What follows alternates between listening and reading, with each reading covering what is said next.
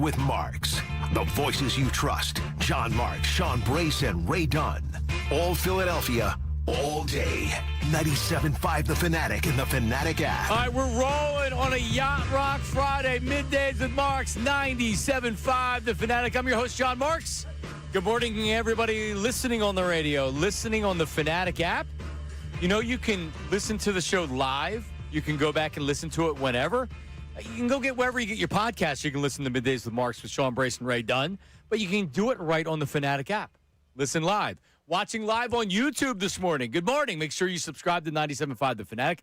Watch the show live. Get involved in our chat as we have a nation of millions that listen and watch on the show. We say good morning to in for Ray Dunn, who's a big TV star. He'll be on for Ray. Bill later on today.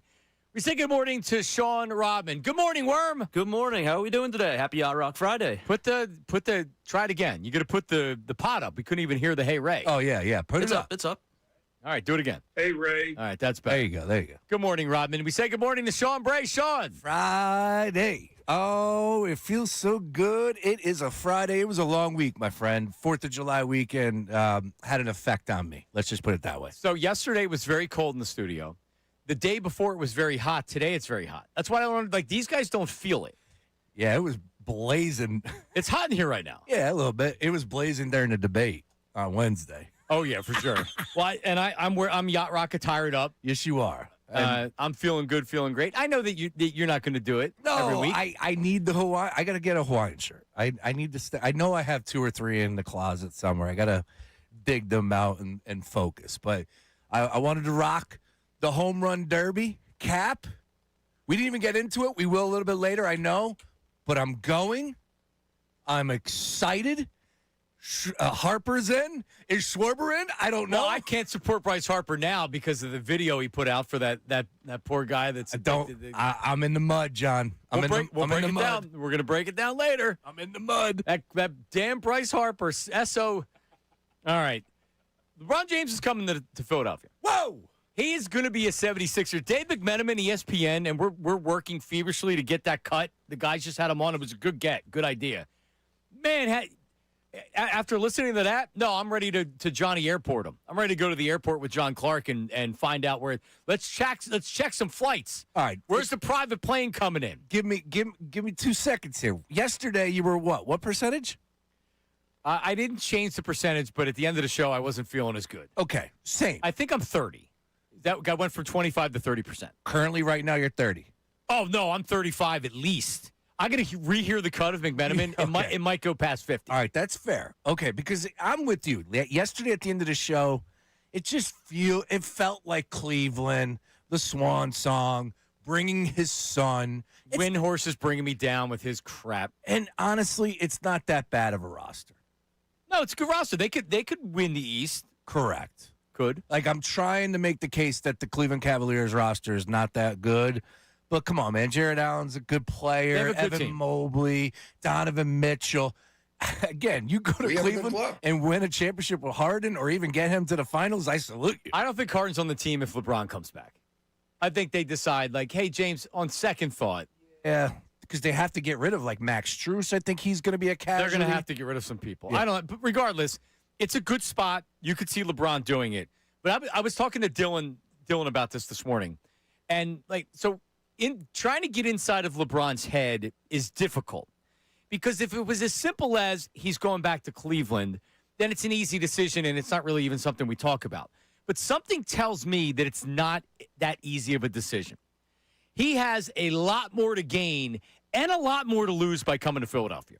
He goes back to Cleveland. Sean, if he goes back to Cleveland and he doesn't win another championship, does anybody make a big deal about that? No, he went home.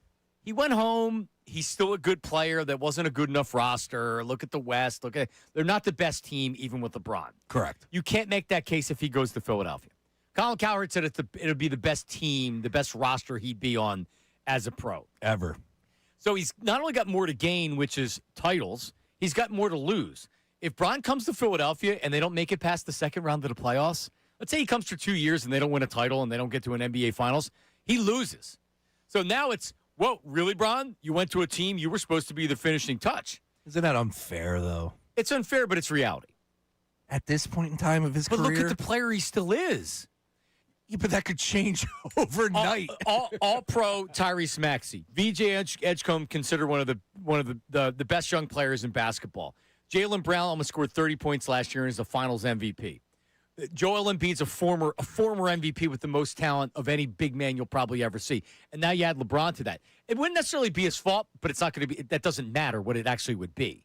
He has more to lose by coming here, but he's got more to gain. If he comes to Philadelphia, it would be 44 years after they won their last title. And now he's taken the baton from Doc. And Doc says, hey, Bron, I'd be honored if you wore the 6.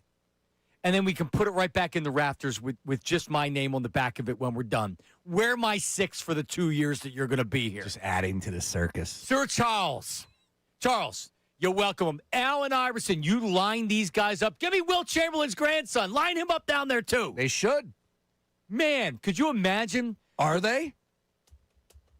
Are they what? Are they doing this? Of course they are. They're pulling off every last stop from Bob Myers, who is as smooth as they come, from Gany, who is the second best player in Ohio high school basketball next to LeBron. There's a freaking picture out there that his brother tweeted out about it. You know where I stand. I asked you the question on Monday that, could we have an influence on this decision? And you said it couldn't hurt. Absolutely, we could. So I think, I think that we need to hit the timeline. I think we need to hit Instagram with the videos, doing the dumb stuff. Dude, you want me to get the tattoo right now? Get me a tattoo artist right here. I will get the witness tattoo right now. When's he going to make the decision? Could we get a tattoo artist in here early next week? If you do tattoos, and I'm sure corporate would be totally fine with this, 610-632-0975. And by the way, I got my Nick Foles tattoo on the air. Did you? I did. All right. Well, we broadcasted live from a tattoo shop. So you're a veteran in this game. This is my first time. I will do it. I know where I'm putting it. They would go. I didn't drive the show, but they kept going to me for updates, and I was like, ah. I know where I'm putting it on my body. I'm getting a witness tattoo in honor of LeBron if he comes to the Sixers. Where? No, you said you'd do it next week before he comes.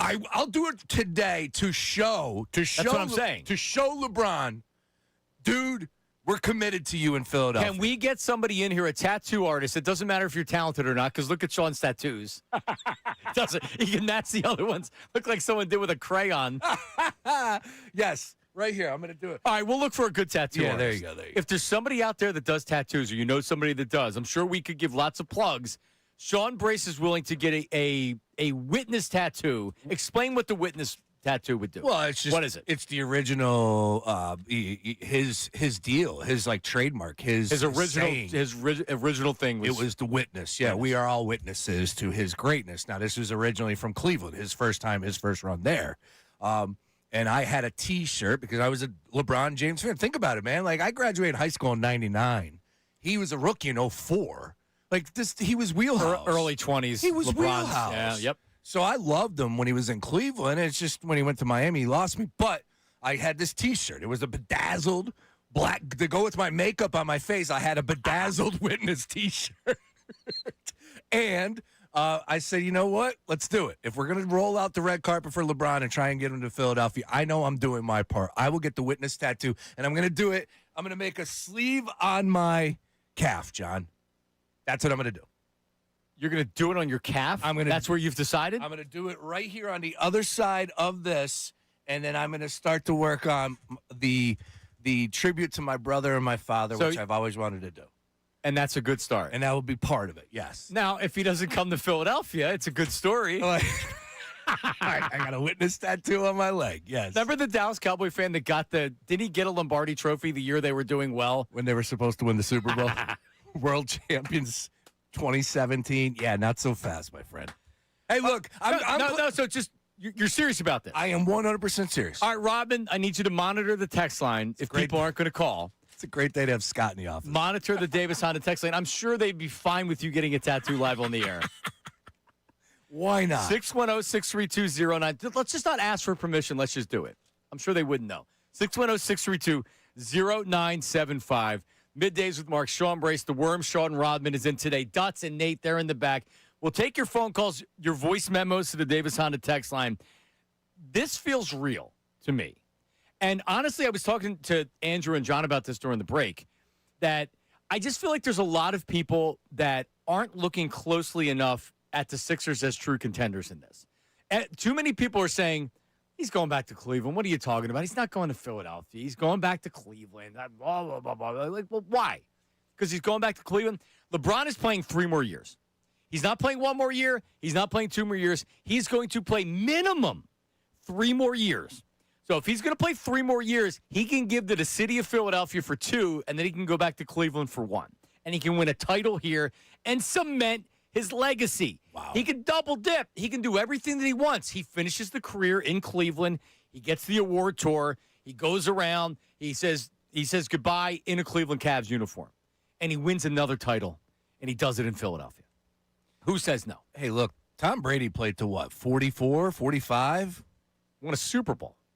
So LeBron is 41. He'll be 42 this year in December. Why not?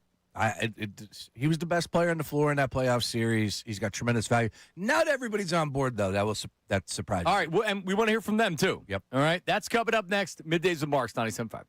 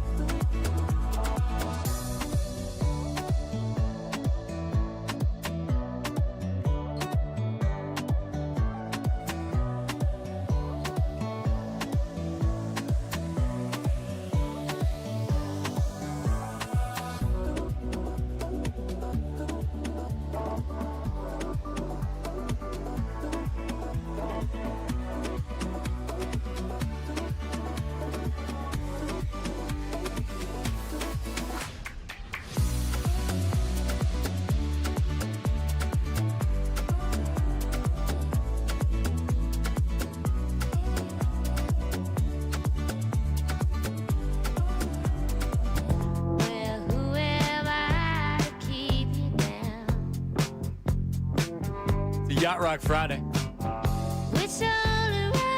Fridays just hit different in the summertime, Sean. They do, man. They really do.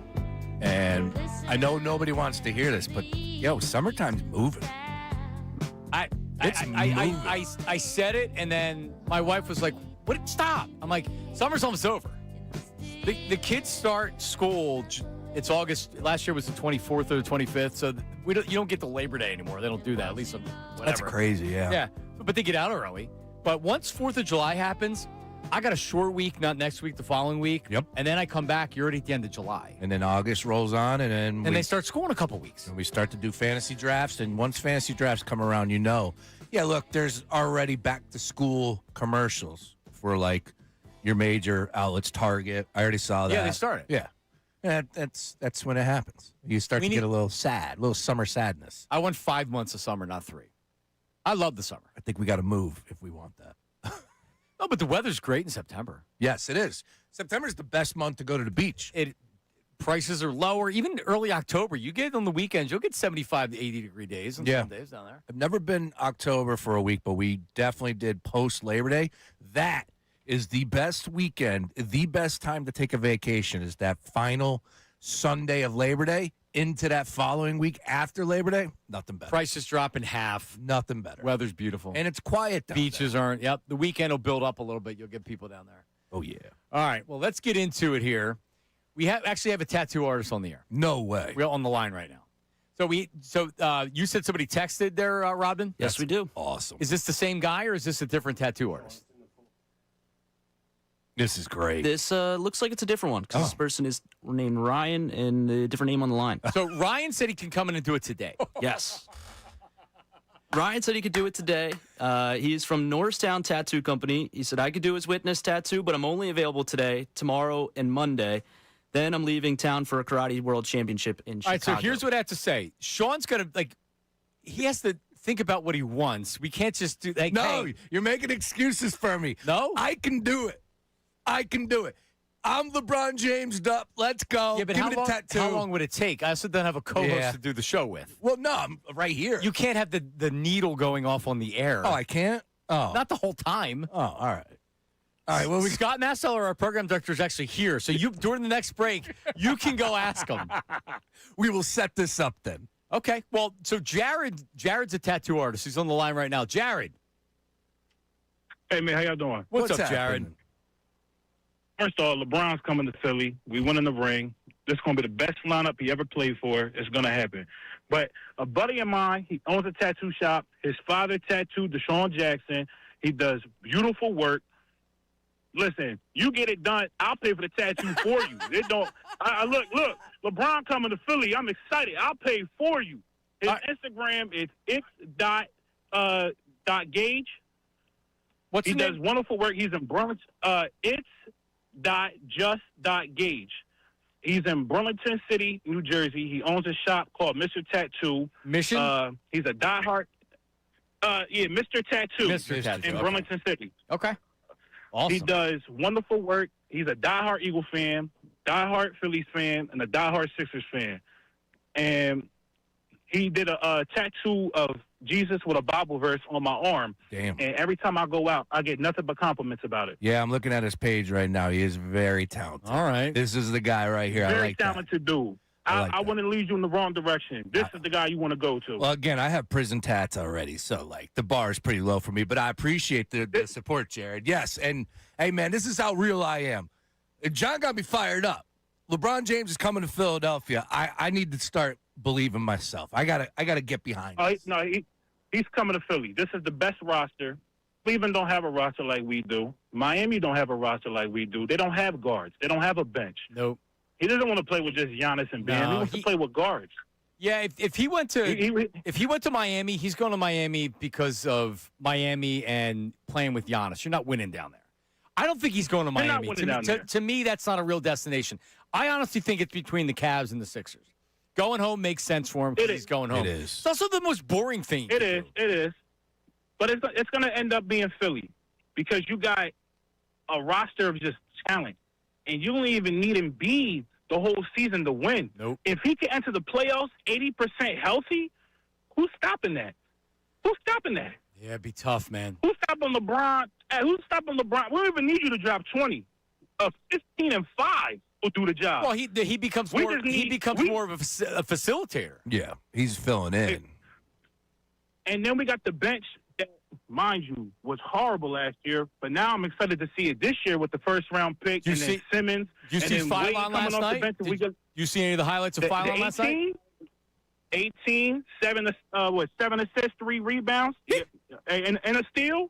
Listen, if we got that come off the bench with Simmons, that takes so much off Maxey and VJ. We don't need Maxey playing 45 minutes a game. No, you're right. That helps out so much. You don't need. Listen, LeBron, if you listening, we got a beautiful golf course in Philly. We got a team that can get you 2 championships if you decided to come here for 3 years. You can win 2 of them with this roster. All right, Jordan. All right, Jared, listen, man, we appreciate you. Mr. Tattoo, I wrote it down. Yeah, I got it, too. I'm following on Instagram now. But we also have dude, so that's the point. All right. So Ryan's the Norristown tattoo place. As I got a little excited saying I would do it right now, which I would. I just want that for the case in the YouTube metal militia gang, the Middays militia. I also, Rodman, I think this is also important. If he had it done today, his wife can't talk him out of it over the weekend. She's not going to. Okay. So I think today's a big day. No, trust me. You know Kelly. I do. She knows I'm a hammerhead. She does. She supports me.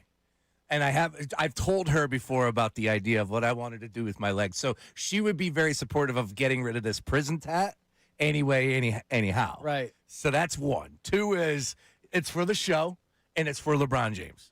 This isn't something that's just coming out of thin air. Like, this is my guy, LBJ. It's also an all-time story. You get a LeBron James tattoo to come here, and he doesn't come here. It would be perfect. Yes, it would be fantastic. Kevin from Delco checks in on the text line and says that he'll give you a Delco tattoo with a Sharpie. I'm in. Where do I sign? Look, it's isn't it fun, though? Again, It comes back to the fact that this roster, this franchise, was literally a corpse. And as my wife just texted me, you want me to read it? Yes, I do. Right. I do. I mean, this franchise was a corpse. And then all of a sudden, Mike Gansey and Bob Myers. Ooh, we got 2 text messages. This can't be good. No, 3. Quick. 3 quick ones. Absolutely no more tattoos. Oh, it's a cover-up of what? LeBron? And then she's firing another one. So hang on. Yeah. But she's not going to tell me. Well, you're not going to listen. No, yeah. Forget about her telling you. Yeah, exactly. Come on, babe. It's LeBron coming to Philadelphia. Yeah, it's fine, of course. Get on board. Of course. We have one negative. So, Rodman, it says negative tattoo suggestion. What does that mean? One person checking in saying Sean should get, in quotes, Philly Fool with PH as fool tattooed on him because LeBron is not coming here. He's using this for his documentary. Look, and to the texter's name? Okay. I don't have a name. So we typically don't read text unless it's name location. That was yesterday. Just so people know. That was yesterday for me. All right, so we have McMenamin. ESPN, On with the Guys, great get. I didn't hear all of it. I heard a little bit. So just a couple minutes ago, Dave McMenamin had this to say about LeBron. I don't know where he puts this in the hierarchy of his needs, but he wants to win another championship. I've talked to him about it ad nauseum since 2020. It's now 6 years since his last championship. So certainly that is in the mix of what he wants. Also, he's a guy that likes being liked, and he likes being accepted and celebrated. There you go. Well, he would be celebrated if he went to Cleveland. Correct. It would be, oh, you're coming home. He already went home. This isn't that big of a story if he goes back to Cleveland. It's heartwarming. With this kid? Oh, he went back to Cleveland. Does anybody really care that he's going somewhere with Bronny? Honestly, is there anybody that really cares? With this kid? If anything, it annoys people that he drags Bronny with him because he doesn't deserve it. He's going to do the retirement tour. Maybe not this year, like you said, but he's going to do it in the cab. Like, I can't. I want to bump off my 40%, but I can't. I have not changed from Monday. I am still locked at 40% that he is coming to Philadelphia. I just think, unfortunately, the 60% is he's going to Cleveland. I'm with you. The better story to come and play here and compete for a championship with 1983 absolutely is at the top of the list. But going home. What we already know, Cleveland. I love you. Like that whole but deal. who cares about that? If we believe McMenamin, where like the story absolutely matters to him, he wants to be loved and he wants the championship. And who knows what he thinks in his head? He was asking for voice. You're sending voice memos to Rich Paul. That was reported last night. He got voice memos from the teams that's sending voice memos on why they want him, and then Rich Paul's forwarding to LeBron. Yeah. We have the same thing here with the voice memo. He stole our idea. It's the Davis Hondas. Yeah, he was at to see if the Davis Honda text line, Rich Paul. So, like, I heard them doing this morning. It was the first thing I thought. What's your voice memo to LeBron? 610-632-0975, Davis Honda text line. You know how to send a voice memo? Send it. We'll play it. Don't make it too long. Short and sweet. Yeah. Leave your name, location, occupation. 15 seconds, 30 seconds. Don't go on and on and on and on. All right? Because, like, what do you say if you're the Sixers? Bob Myers said it. He went on the podcast and said it. He said it very succinctly, and he said it very clear. It's the best chance you're going to have to win. And he's right. Is there anybody disagreeing with the 76ers are the best chance for him to win another title? Nope. I don't know how you could. What's going on in your text line? We got confirmation. We got the thumbs up. Look, it's a negotiation. You got to give something to get something. You know what I have to do to get this approved? No. I have to sign up to remove my belly tattoo. Kelly says I can get a tattoo if I remove the belly tattoo. Deal. I'm in. You don't want the belly tattoo anyway. You're not a fan of it. Hell no. People think it's Chinese letters. Well, It that's actually another says my name. It's another endorsement opportunity. There for you go. Let's go. Want to get rid of that prison tattoo? Go check out whatever place. I'm in. You have any tattoos, Rodman? No tattoos. Let's get you one. Smart man. Can we get LeBron's face on your shoulder? Yeah, I don't know about face. With the crown? But maybe we get a crown somewhere. Okay. All right. I could be convinced for a crown. Ooh, see, now we're doing Tattoo Friday here. In honor of LeBron James coming to Philadelphia. Are we going to set up, if he signs here, where we have 100 people at the convention center and there's tattoo artists everywhere doing LeBron James tattoos? I like it. So you will do this on Monday? I will do this right now. I will do this Monday. I will do this Tuesday. But it has to be done before he makes his decision, because if he signs in Cleveland, I wouldn't get the tattoo done. If it's before he signs, then you can get it done and justify it. You're not going to get it done if he signs in Cleveland. That'd be stupid. That's why we got to do it soon. All right. All right, Matt, you got to talk to Scott during the next break. I will, yes. All right, Jay's calling from Philly. Jay, what's up? Hey, how y'all doing? Jay? Hey, can you hear me? Hey, buddy. We got you. Hey, how y'all doing? Great. So actually, the debate on Wednesday was great. Good stuff. Yeah, Jay's I just Mr. wanted to, Jordan. This is our wrestling correspondent. Well, yeah, thanks. Wrestling crew, follow y'all. Appreciate it. Instagram. Great. Thanks, Marks. But I wanted to say, I think LeBron coming here is more than 40. I think it's like 45%. I didn't think it was a thing. I thought it was kind of a joke early on, but then I looked into it. I'm like, it really does make the most sense. However, what's holding me back is Joel Embiid and the fact he's injury prone. And I'm trying to think, and I know that, we can rest Embiid and, we'll probably be like the top 4 seed, obviously, and it would be enough, but he's still usually kind of, even though he plays his heart out, he's still kind of hampered in playoffs too. And I'm not going to fool myself into thinking he's going to magically be healthy. So I think that's the elephant in the room for me.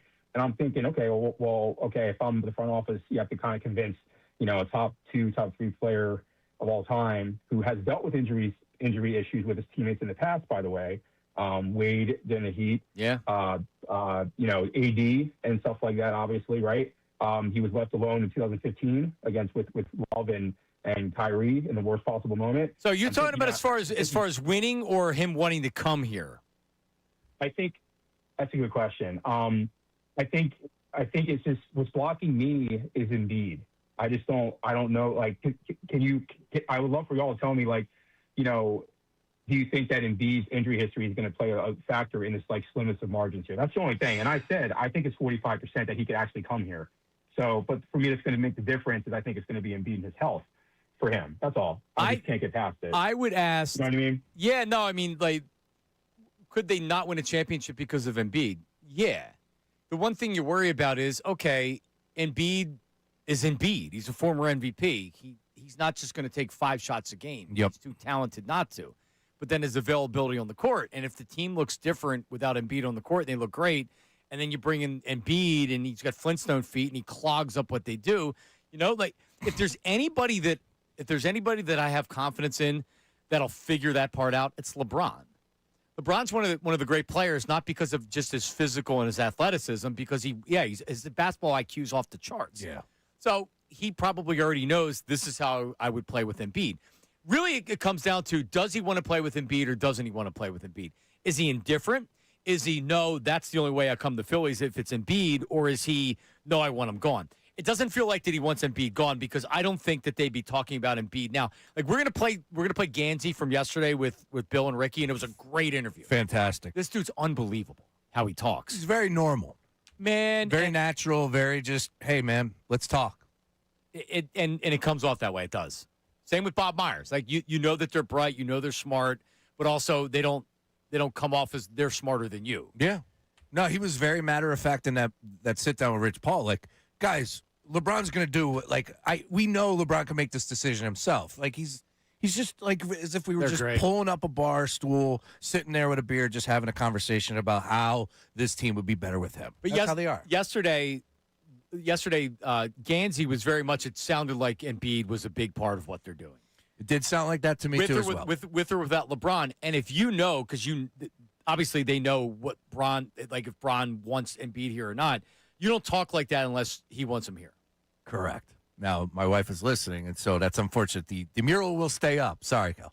I'll have a tattoo to replace it. With that being said, I that was my big takeaway. Now, again, it wasn't a done deal that, Joel Embiid was out. No, what it was Gansey hopped on with us and point blank said, he is ours right now, and I'm going to go talk to him. And things obviously have to change from the standpoint of coming in to training camp healthy, ready to go. Not for day one or for game one. No, you got to be ready to go as if the season would start for training camp. You got to start to get stronger there. So there's obviously a change in approach with Joel Embiid, and albeit year 13, I believe it is for him. That's going to be tough for him to swallow, but that's what's needed at this point in time. There has to be a change with the mentality of Joel Embiid and, of course, the organization as a whole of how we approach this thing with JoJo through 82 in the second season, of course, the playoffs, and hopefully a championship. So I think we have his name's Duff. He's the guy from Mr. Tattoo. Right on. I believe. Duff, is this you? Hey, what's going on, guys? Duff, how we doing? What up, Duff? What's going on? Am I hearing this right? Somebody wants a LeBron James tattoo on their belly button? All right, so Duff, check it out. Sean has what does it say on your belly button, Sean? Yeah, I was 17, and I was a young and dumb XYZ, and I got a tattoo a long time ago. But put that to the side. I have a just as bad tattoo of theater faces on my calf. So we're going to tattoo in honor of LeBron James coming to Philadelphia. Witness. That's his saying, his theme. Witness. We're all witnessing greatness. Nice and easy, just, 7 letters, witness, last time I checked. And with that, we're going to put it on the calf. And on Monday. Yeah. I'm going to start the process of giving it somewhat of a sleeve on my calf. Not really long, but just almost like 6 inches, lengthwise, and then start the process there. That's the idea. So when do we start? Oh, hear that? All Let's right. go, Duff. So listen, it would be Monday, Duff. Here's what we're gonna do. All right, we're gonna get your info. I'm gonna put you on hold so Robin can grab it. He goes, when we and starting? we're gonna choose who's gonna do it, but we need it in studio, and we have to get approval because there's a whole corporate thing, and who knows what they're actually gonna say. But Sean's ready to do it now. We Ready need to to do do it. it before Bron signs, because if he doesn't sign in Philly, then we can't do it. You know what I mean? Yeah. Yeah, we got to definitely do it before he comes. That's right. All right. Because this way we show him that we are ready for his arrival, ready for the king to come. So Duff, what are you picturing for this? What's your That didn't sound right, but okay. So I also want to hey, what are you thinking as far as the design for things, Duff? What do you think? So what do we do here? Are we doing like a Space Jam LeBron in a Sixers jersey with the rest of the Sixers as cartoon characters? Yeah, that's exactly what we're doing. Right on my back, too. All right, so listen. So do this, Duff. You think about it. Think about something that would look cool, and Sean's going to do the same. I'm going to put you on hold. Robin, get his information. Appreciate it, Duff. Maybe on Monday, Duff from Mr. Tattoo comes in. My track record with tattoos is not exactly the best, and this feels a little different. I feel a little bit more. Well, at least a professional would be doing it. Yeah, and I don't think he's gonna be smacked out. Nice work. Not going to be the jail when you go in jail. I don't know if it's he is this guy as far as it's just Gage, Mr. Tattoo. He is doing fantastic work though. So check him out, especially if you're in that area of Jersey. But you could see, like, man, the detail, the shading.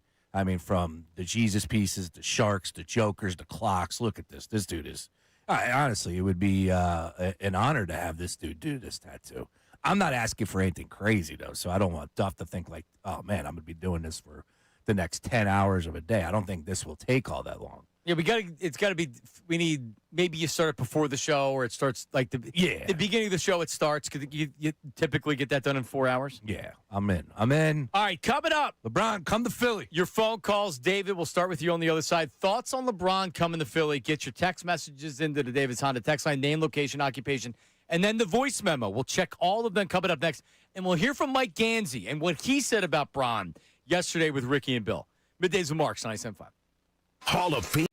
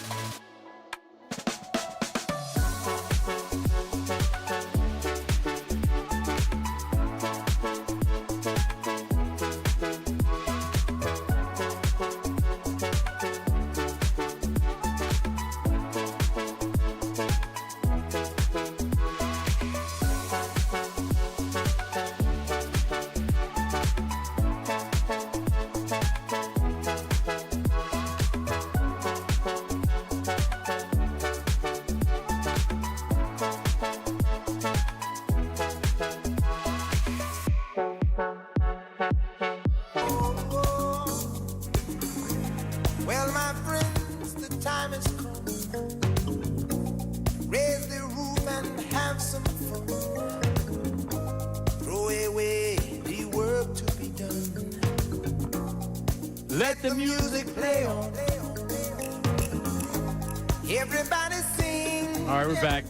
Keep that up there, Robin. The hook hits. Lose yourself in wild romance. We're going to party, caramba, fiesta, forever. Come on and sing along. We're going to These kids don't know. caramba, fiesta. They don't make music like this anymore, man. Back in our day. They don't. They don't. All night. All right, we're back. Oh, hit it, Lionel.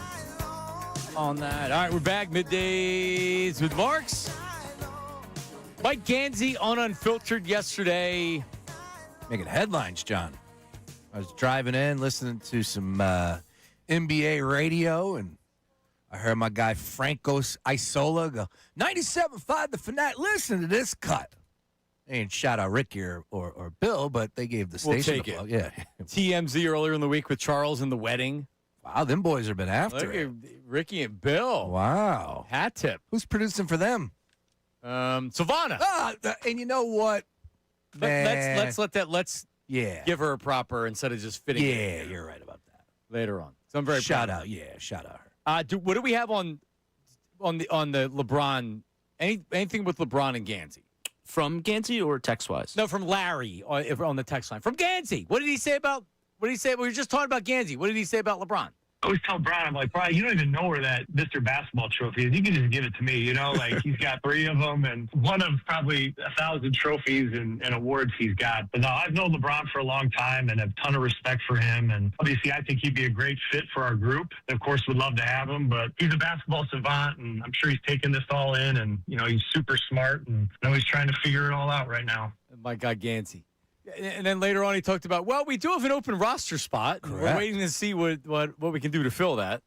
And I just want to say this from behind the scenes perspective, and you know this better than most because we did it. You deal with these teams. Sometimes they're a little reluctant to put people out there, and they don't want to be asked certain things, and but it's uncomfortable. There was not one bit of that conversation that was uncomfortable. That was very natural, very matter of fact. This is where we're at. Ricky asked him, I believe it was Ricky, hey, man, when you stepped to the podium, you said you guys weren't contenders. What are you saying now? Like, that was a fantastic question that anybody could have stumbled and hemmed over. He's like, I think we're better, but we haven't played a game yet. Yep. We haven't practiced yet. Like, hold up before we got to start talking about contenders.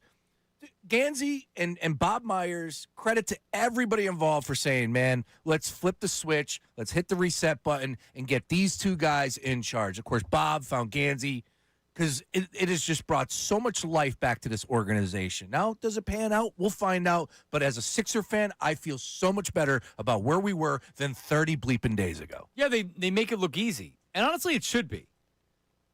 I talk about this a lot at press conferences and things like that, where it's like, well, like, that's an easy question. Just answer it. This isn't difficult. Just answer the question. Don't try to be evasive. Don't not answer questions. Just give common sense, as honest as you can be. You can't always be honest, right? Sometimes you got to lie if you're a GM, whatever, and I'm fine with that. Play Don't the get me game. wrong. Yeah, you have to do that. These guys are very much like you said before. We got swept by the Knicks. How can I sit here and say we're a championship team? We just got swept by the Knicks. And then, well, you guys were better. He's not going to anoint them as a championship contender right now. Because now that's what you're saying is then if you start off slow, you said we were a championship contender. What are you talking about? No. Man, him and Myers have aced it. Now, aced the test so far. What if he steps to the podium next week and says, well, we might take a step back, like Danny Briere? Yeah, I'm trying not to kill Briere because I don't think that's really what he meant. Oh, yeah. But anyway, very honest though. Rodman, do we have we have another tattoo suggestion on the text line? Not a new one as of yet. There are a few suggestions. No tattoo artists. We have a tattoo suggestion. Yeah. This person, Sean from Newtown, checking in saying that the 2 of you should tattoo each other LeBron tattoos. Oh, that's all right. Now we're entering to the weird side of things, but you know what? It's Friday. Let your freak flag fly, John. Yeah, I'm not getting a tattoo. No, John's been very quiet about this, and that's understood because he's already. You already did your work, my friend. You're good. You checked that box. I'm a made man. You are a made man. Exactly that. I'm a made man. I'm not doing things that I used to have to do. You are good to go. You drive the ship. We're riding, man. You drive, I'll navigate. You can get the tattoo. That's it. And Scott Masteller's in meetings because he's here today. I'm sure he's getting a few phone calls. No, I don't think he knows anything about it because we need to start to get the approval process. Yes, even better.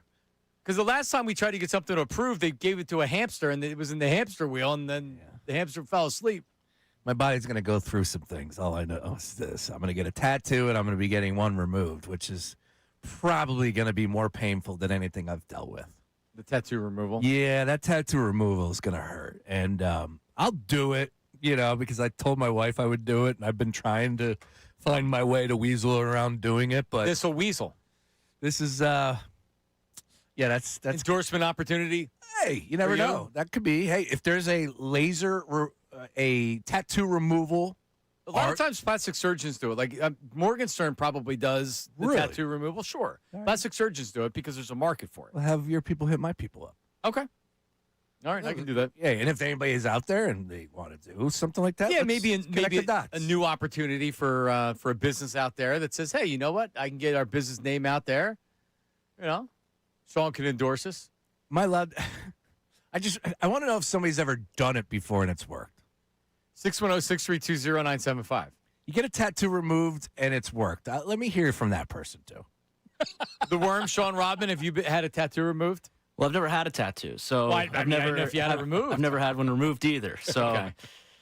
All right. That's a good question because you did say. it is a good question. Do you have a tattoo? He said no, so you could have got it removed. Because he looks like a guy that would have a neck tattoo. He looks like a guy that would go to Vegas and make a bad decision. Well, I haven't been to Vegas yet. That's why. This guy. I didn't want to make that bad decision yet. He was out last night in Conshohocken. I was. Just about to say we got to get him out of Roxborough every once in a while. Oh, you went out to support Ray, which Sean didn't do. Yeah. No Sean over there. We ran out of time, David in Drexel Hill. David, we'll get you coming up on the other side. On the Davis Honda text line, Scott Mesteller checks in. Oh, nice. What's up, boss? Approval for what? Would you like these listening? Would you like to? Well, Scott, I am going to get a tattoo in honor of LeBron James coming to Philadelphia. Now, the key is we got to do it before he signs or makes his decision because this is going to entice him. Now, Sean Rodman said I should do it on the air in studio. And Scott, I say the same thing. I said, Rodman, I appreciate Yeah, John said it. Yes. And we're going down that path. However, we want to get approval for Sean to have a tattoo live on the air. Yes. In the other room, he's not. We'll check in with him, but we'd have Ray co-host for the day, and then Rodman or somebody could Dutsy could produce. Nothing big, just a simple witness, honor of LeBron James coming to Philadelphia. Boss, signing the dotted line. We're good. All right. Well, you go down there and talk to him in person right now. 610-632-0975. We have some voice memos, and coming up on the other side, Mike Gansey. More from him on Unfiltered yesterday. Talking about the elephant in the room, Joel Embiid and Jaylen Brown, have they spoken? Has Gansey spoken with Embiid? We have all of that coming up next. Middays with Marks, 97.5 The Fanatic. Now on 97.5 The Fanatic Sports Update.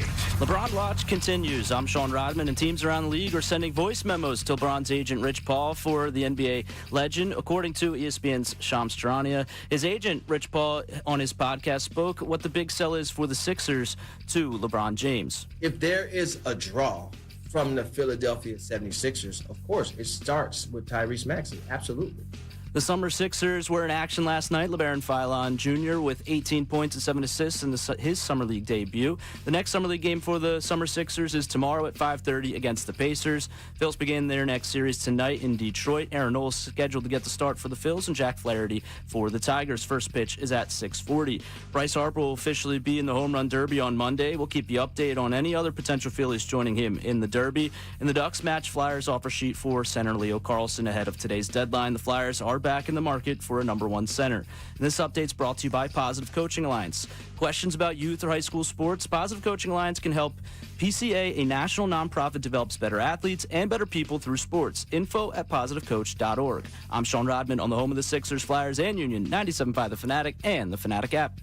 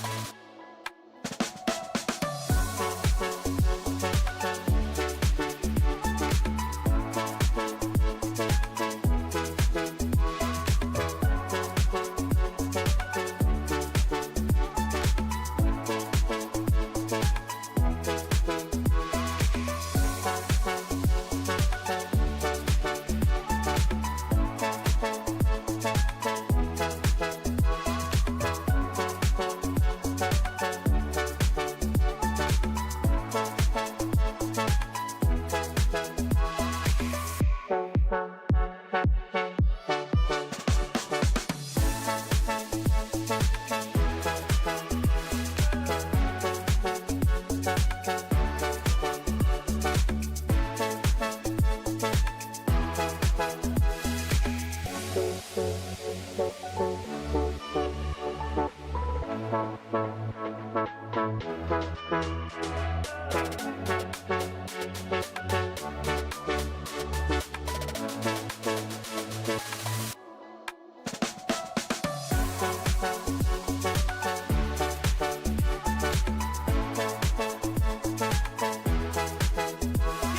about that? How about that?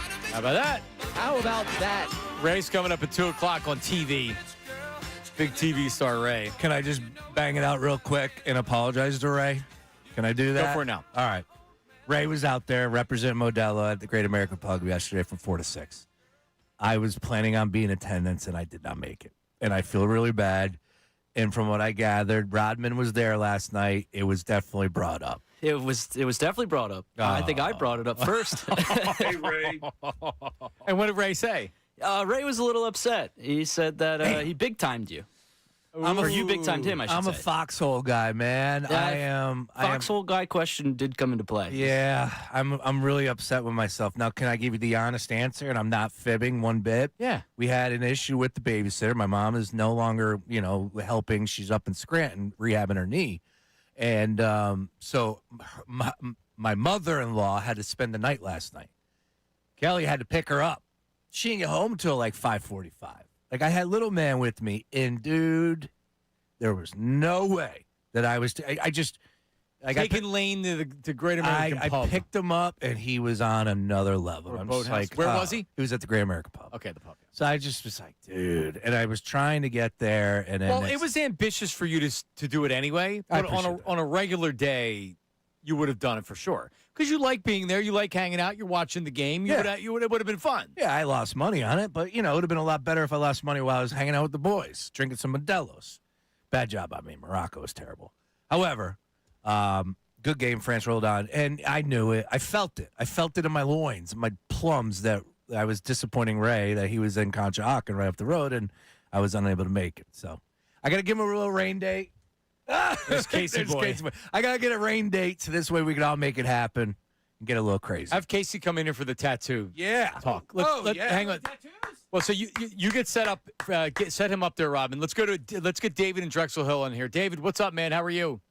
Hey, how y'all doing? Hey. Hey, listen, y'all were talking about LeBron. I think we're a little bit over 50% chance that he'll come here because I think what a lot of people forget, because we live here and we go through it, but Philadelphia is a great place. This started America right here. And then when you look at Wilt Chamberlain, Dr. J, Moses Malone, Allen, we got a history of some great players that play here. Iguodala, we got a history here. And I think that he would like that. Now, I don't think it's going to be Cleveland because he left Cleveland. He'll go back and retire in Cleveland, but I don't think this is his retirement year. I think next season, after this one coming, will be the retirement. And then he'll probably be back there in Cleveland unless we win a championship. Then he might want to try to repeat. You know what I'm saying? I think, David, I think he's playing 3 more years minimum. He may play more than that. LeBron James. I mean, like cheesesteaks, Rocky Art Museum steps. Why wouldn't he want to come to Philadelphia, Sean? Funny. Liberty Bell? They love those cheesesteaks. The first thing gets brought up. Yep. We got good ones here. I've heard that. Yeah. I heard that. Joining us in studio from the President Steve show, his name's Casey Boy. What's up, Casey Boy? We literally just got off the air. I was like, I'm not done talking yet. This is what you need after doing 25. Yeah. It's We do a long show. You do Yes, a long you show. do. We do a long, like 5 30 hours. hour. Yeah, What you're time doing is it? 30. Yeah. And You're doing 25 a week easy. Yeah. And your day starts even earlier because you're singing in the lobby Yeah. about 5:30 every day. I went to bed at like midnight last night. Ooh. And for some reason, I have like energy right now. What were you watching? I watched a little bit of the Phillies, the Oh, Bear. yeah. I was watching the Bear. The Bear. Still watch The Bear? Yeah. Final episode or final season. Really? Yeah. My And- final season was after the first. You couldn't do it, huh? No, I watched some of the second, and it just be those. Yes, chef. Chef. By the way, Yeah. have you guys ever had an Italian beef sandwich? Yes. From Chicago? No, just I in have general. Yes. Not in Chicago. It's my crock pot. Like that is my jam now. It's like I'm a crock pot chef. So Yeah, Yes, Chicago is a great food town. it really is. Because for the cheesesteak spots you have here, you have the same thing with the sandwich spots in Chicago. Forget about the deep dish pizza, which is a whole different conversation. They don't even eat that. Yeah, like the deep dish cheese is good, but it's more of a novelty than an everyday item like a cheesesteak. Yeah. But the hot dogs in Chicago and that's where you get the Italian beef sandwiches in some of those spots. Yeah, I had maybe the greatest steak of my life in Chicago. I wish I could remember the name of the restaurant that we went to. It'll come to me in a second. But yeah, the beef sandwich. I've had an amazing hot dog at the Wiener Circle. I think I told you guys about that spot. We did. That's Yeah. right. Is it Flotillo's? Is that the place in Chicago? That's a good one, too. Yep, Flotillo's. I went to Harry Carey's, had one of the greatest burgers of my life there, and my bartender there was he was from Delco. He was about from that? like Aston. Yeah, Go figure. yeah. It's a good food town. So, Casey, I invited you in. Yes, Sean. No, please, go right ahead, because, So I invited you in. How many tattoos do you have? A lot. 1, 2, 3. So you have 4, tattoos. 5, 6, 7, 8. Right. 9. Now, is there any that are like what's your wildest or your 10. wackiest tattoo? I have one on my taint. It hurt, man. Wow. Yeah. Sean, would you consider? no, that's painful. Got it done live on the air. And I'm telling you, like, I wish I never did it. We had an intern. What do you have on your taint? It's a monkey. And so we had an intern years ago get a taint tattoo as I think it was maybe it was a punishment or a stunt, and he tapped out. And so like I called him out on it. I'm like, you can't tap out, blah blah blah. And I'm like, I'll show you. And I was like, I'll do one. And so I did it, and I wanted to tap out so bad. Oh, that. And I didn't because I was calling him such a sissy for it. Well, you're a man's man. Yeah, man, you don't do that. Is that now a segment on the show, Taint Talks Tuesday? It was a taint tattoo. Yeah, and we did it on Tattoo Tuesday because we used to do tattoos every Tuesday. Yeah. I just counted another one. I have 11 tattoos. Well, here's the deal. All right. They just keep popping So up. Sean has pledged. You know, I have Nick Foles tattooed on my back. You do. And I did that on the radio. Yes. I did it live on the radio, which is not As you a should. taint, but whatever. So I'm not doing anything for LeBron coming to town. I'm not pledging if he comes to town. I'm not doing any more tattoos. I already did it, right? Like, it almost caused me a divorce.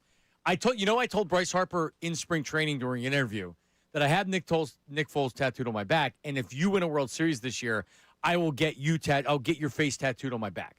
Not knowing that they were going to go to the World Series. Oh, man. And they were up 2-1 at home in the World Series. It's the first time in your life you ever rooted against the Phillies? No, when they lost, I was fine. I'm serious. Because my wife said, you're not getting it done. And I'm like, I know I'm not getting it done.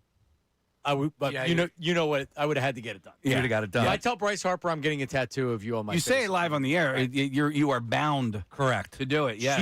She doesn't subscribe to that theory, so I don't pledge tattoos anymore. Sean is pledging a tattoo. That's where I come in. Not if LeBron comes to Philly, before he makes his decision. Yeah. Because if we wait, he may not come to Philadelphia, then he doesn't get the tattoo. Right. Show him the tattoo that he wants to get Believe done on his calf. Witness. Or, excuse me, I Witness, keep not saying Ted Believe. Lasso. Not Ted Lasso. Yeah.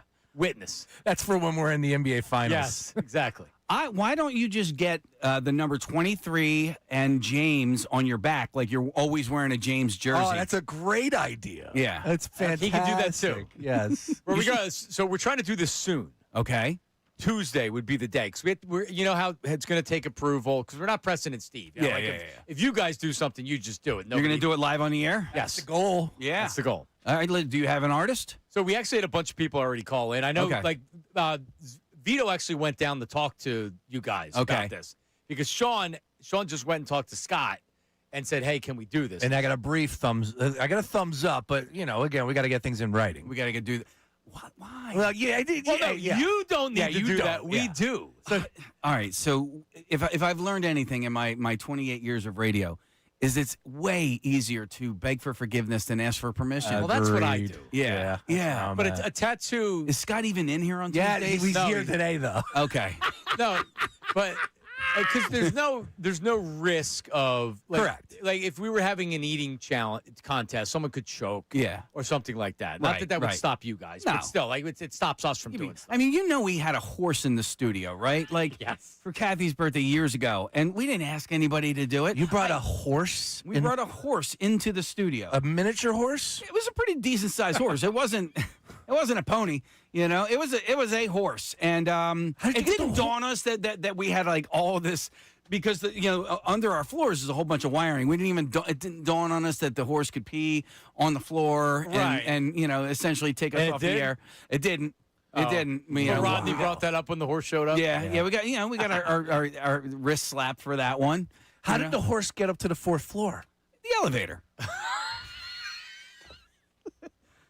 I mean, what year was this? It had to have been like 2006, 7, something like that. Yeah. But to admit that you wouldn't be able to do that today. No, well, I mean, if we were to do it, we sure as hell wouldn't ask for permission. We would just do it. Here's the reality, Casey. Just do it. Like I will do things and not ask for permission. You got to do it that way. Right? You got to do it that way. There are some. Oh, I didn't know.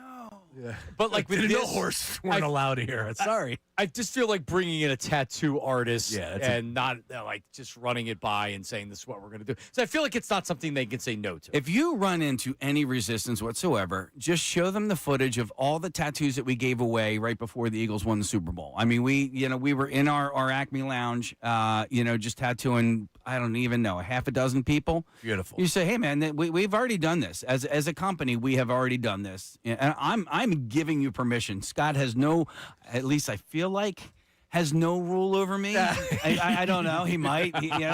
He's got that director in his title. Just a little bit. But I'm giving you guys permission. You guys are good to do this, but only if you do the James on your back. The 23. The wife signed off on this, and that's not the Nike logo either. Just so you know. Just the witness. Just witness. Yeah, that's it. And we're gonna put it on the inside of the calf, and I'm gonna make a little bit of a new deal. So, do you have any ink yet? Yeah, I got 2 prison tattoos. Okay, all right. 17. Really young and dumb. Somebody tagged you? Bad job by me. By the way, first time we ever had somebody tattooed in the studio, he wanted to get a cover up on his butt. And we had a guy, the tattoo artist, had done some prison time. And he tells us after everything's done, he goes, that was somebody's ownership on his ass. Oh, my God. Yeah. That's great. He goes, that wasn't, he came in with the story. He's like, yeah, just as a joke, got my buddy's name tattooed. He goes, no, that's a prison tattoo. And that was that guy, that was a stamp of ownership. Yeah. How about that? So we started with taint talk, and now we're ending it with prison tattoo on the butt talk. Casey Boy for President's Day, as usual, bringing it. So by the way, we know that you're. What's he termed in the Hertz Club? Oh, he is Club Sus. He is the Sus leader. I'm objective. Club Hertz. You know what I don't like is this idea that I'd rather have freaking Tanner McKee. No, I just want. You don't like the straw man conversations that come your way? No. And listen, I listen to you guys every day, and you have my back on this one. I just, and Hertz is always accountable for his missteps, right? The people in Club Hertz are not. They're always looking to blame other people. And that's where I have an issue. I love his positivity.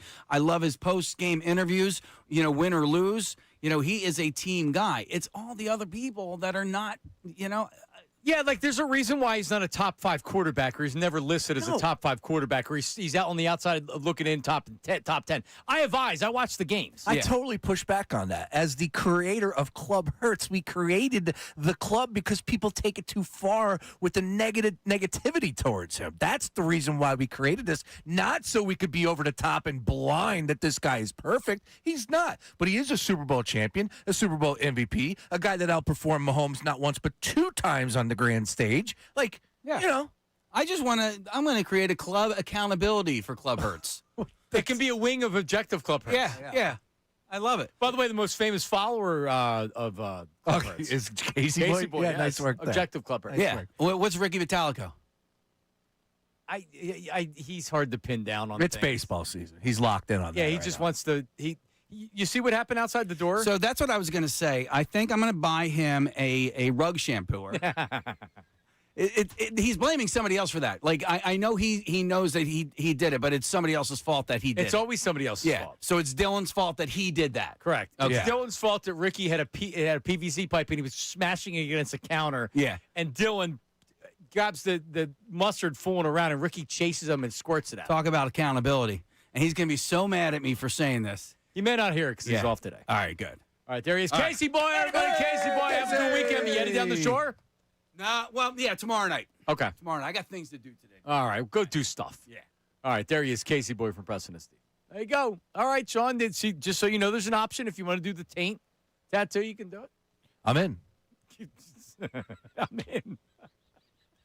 That's unbelievable. Yeah, look, that's next level, Casey. That is really next level. Nice work by you. Yeah, but that's how you do. That's how you but how do you top that? No, you can't. Because don't you have to always top what you do next to make it like? How do you top that? You bring a horse in, you bring a horse tattoo the horse's taint on floor 4. That's what you do. That's the only way you can do it. Taint talk. They brought a horse in. That is incredible. But, that's Preston and Steve, and that's why they are the gods that they are, of course, with Casey and Nick and everybody that's been there all over the years. But they are the best in the business. All right, so let's get back to Gansey here. I would have died to pull up and you see the horse on the elevator. What the? There's businesses in this place. Could you imagine you're showing up for work and there's a horse on the elevator? We got to go in the cargo elevator. Is there? Oh, there is. Yeah, that's right. One of them because they'll shut it down if they're doing construction. It has they'll put stuff on the side so it doesn't get damaged. It's the one right by them as well. That's iconic. Yeah, it's in the middle center lobby. Yeah, it is. All right, so let's talk Gansey. A big question that a lot of people had, and before the show, Bill's like, I got to ask about Joel Embiid and the thoughts about Joel Embiid, but also Embiid hasn't spoken publicly about Brown, and Jaylen Brown went on a 45-minute stream, didn't mention Joel Embiid's name once, which is odd. He had Edgecombe, he had Maxey on the stream, didn't even mention Embiid's name. So let's do number 6 with Mike Gansey. He spoke about the elephant in the room with the two. I think they have.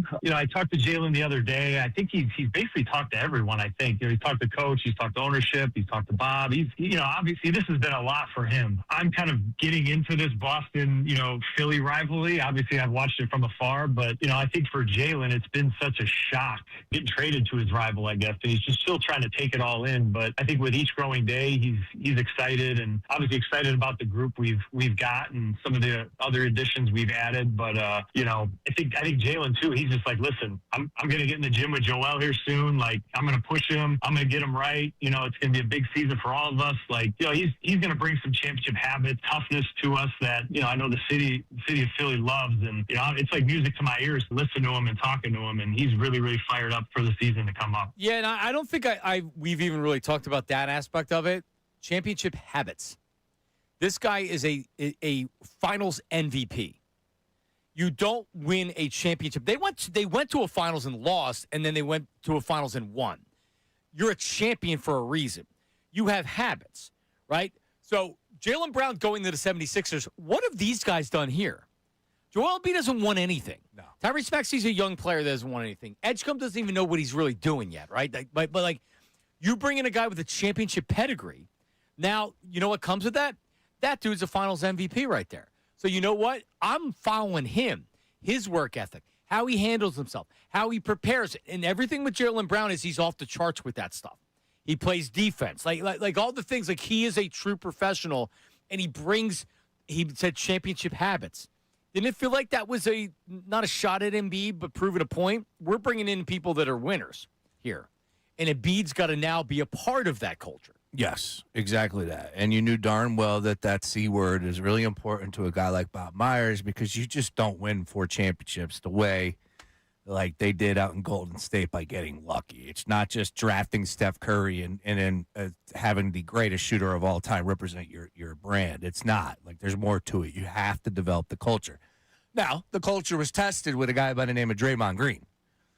It could not have been easy to deal with, but that's what winning does. It cures all. So I love the approach. I love the fact that these guys have hit the reset button on a lot of new pieces, whether it's Dean Wade, whether it's Simons, whether it's the drafting of LeBaron, who looked incredible Yeah, we didn't yesterday. even talk about that. it's summer league. I can get a little nuts, but remember, Ferk dropped 40 in a game. Yeah, but his handle is something. Oh, he's got the ball on a string. Oh my God, he's got the ball on a string, but he's not scared. He's smooth. It was a lot of fun to tune in to. Let me tell you right now, that summer league in Vegas, although, and Sam's going to join us at 1 o'clock. Sam is in Vegas. He was there at all the games. Sam Ostry, our NBA analyst. He was at both locations yesterday for the Sixers game, and then went to the other game for the Wizards and Jazz 1 versus 2 with the Bonza and head-to-head. All I know is this. There was a hell of a lot more energy last night watching those games than it was in Salt Lake. No doubt about it. Salt Lake was a tough watch. Last night was awesome time to catch the bag. All right, so with Gansey, we didn't know the conversation because he talked about when we had him on. He talked about having a conversation with Embiid. Here's Gansey. He had the conversation with Embiid, but did he talk to him about the trade? Here's Gansey. Yes, he's excited. He's in a really good space right now. It's first off season. He's really healthy going into it. Starting to get in, kind of get into shape right now. Starting to get in the weight room and starting to ramp up a little bit his off season workout plan. But he's fired up. I called him right after the trade. He was excited. Surprised, but he's excited. And as VJ and Tyrese and the rest of the group has been, it's obviously going to be a big change. But I think they're welcoming it. They're kind of excited to get the group together. Yep. Yeah, it's VJ was on Instagram Live last night in the Bahamas because he's playing in that FIBA World Classic, and he was shouting out LeBron. Jaylen Brown was shouting out LeBron. The push is on. It's on. They know. I mean, and they have to know that it's right now. It's definitely a possibility. But Charles Barkley said it's not. Yeah, I feel like Charles is he's going back to Cleveland. He's not coming to Philly. He's not really in real time connecting to what's going on. All right, we'll talk more about that coming up. More from Gansey as well. 610-632-0975. We have a bunch of texts. We have a bunch of voice memos. If you want to get yours in right now, Sean Brace is primed to get a witness tattoo on his calf next week on the show. Middays with Marks, 97.5 The Fanatic. Now on 97.5 The Fanatic Sports Update. Where will LeBron go? I'm Sean Rodman. Teams around the league are sending voice memos to his agent right now for the NBA legend, according to ESPN's Shams Charania. And ESPN's Dave McMiniman joined Kincade and Salciunas this morning on LeBron James' aspirations still left in his NBA career. I don't know where he puts this in the hierarchy of his needs, but he wants to win another championship. I've talked to him about it ad nauseum since 2020. Now 6 years since his last championship. So certainly that is in the mix of what he wants. We'll keep you updated on where LeBron goes. The Summer Sixers were in action last night. LeBaron Philon Jr. had 18 points and 7 assists in his Summer League debut. The next game for the Summer Sixers is tomorrow at 5:30 against the Pacers. Phils begin their next series in Detroit tonight. Aaron Nola scheduled to get the start for the Phils and Jack Flaherty for the Tigers. First pitch is at 6:40. Bryce Harper will officially be in the Home Run Derby on Monday. We'll keep you updated if any other Phillies join him in the Derby. This update's brought to you by the Macom Group. Visit MacomGroup.com. The Macom Group supports contractors with one of the largest PVF inventories, from pipe, valve, and fittings to trusted brands. Count on the Macom Group to help you stay on schedule. Visit MacomGroup.com today. I'm Sean Rodman on the home of the Sixers, Flyers, and Union, 97.5 The Fanatic and the Fanatic app.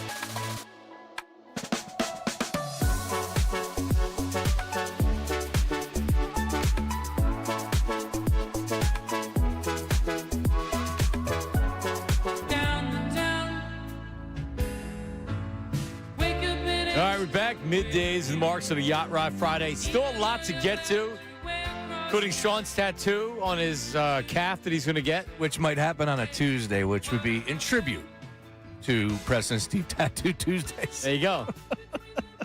Yep. We can't wait for LeBron to sign in Philadelphia. We got to do it before. Because if he goes back to Cleveland, Sean's not going to want to get the tattoo. More on that coming up in a second. We'll talk Phillies, and we'll also talk about this Bryce Harper issue that's out there as somebody is suing a sports book because they had incurred big-time gambling losses. And Bryce Harper sent a video saying Happy Thanksgiving to this person. Mm-hmm. And he's now involved. He's not being sued, but he's involved in a lawsuit because he had sent the video. So we'll break that down coming up. Phil's with a win last night. Jesus Luzardo was cooking. How about baby? that? How about that? So that's coming up next segment. Hey, Rodman, can we clear some of the text messages and some voice memos on assorted subjects? Give me a voice memo. What do we got? Go ahead. Here's Sean Bernard from Manioc and Crossing Broad. All right. What's going on, fellas? It's Sean Bernard out in Manioc, checking in from Crossing Broad and DraftKings Network. And I think the pitch to LeBron James for why he needs to come to Philadelphia is simple. Of course, the lead point is this is his best chance to win a championship. But the Sixers need to go down the John Smoltz route. Let's get this dude a membership at Pine Valley. Let's get him on Marion. Let's get him on all the nicest golf courses in the Philadelphia region, and then he'll be diming up Jaylen Brown and Tyrese Maxey at night. Also, I do think a bigger point that has not been harped up enough is there is a pretty ugly relationship between James Harden and Rich Paul. I think that's going to have a big deal for his standings in Cleveland. I know they're doing the salary cap gymnastics for figuring out how everything over there will work, but I do think that actively works against that versus Rich Paul's pushing heavily for Philadelphia due to the Tyrese Maxey connection. Yeah, there's a lot of that. I guess Rich Paul rubbed a lot of people the wrong way. Because the whole Knicks conversation was something that I learned last week, and I had no idea. Like, I don't really care.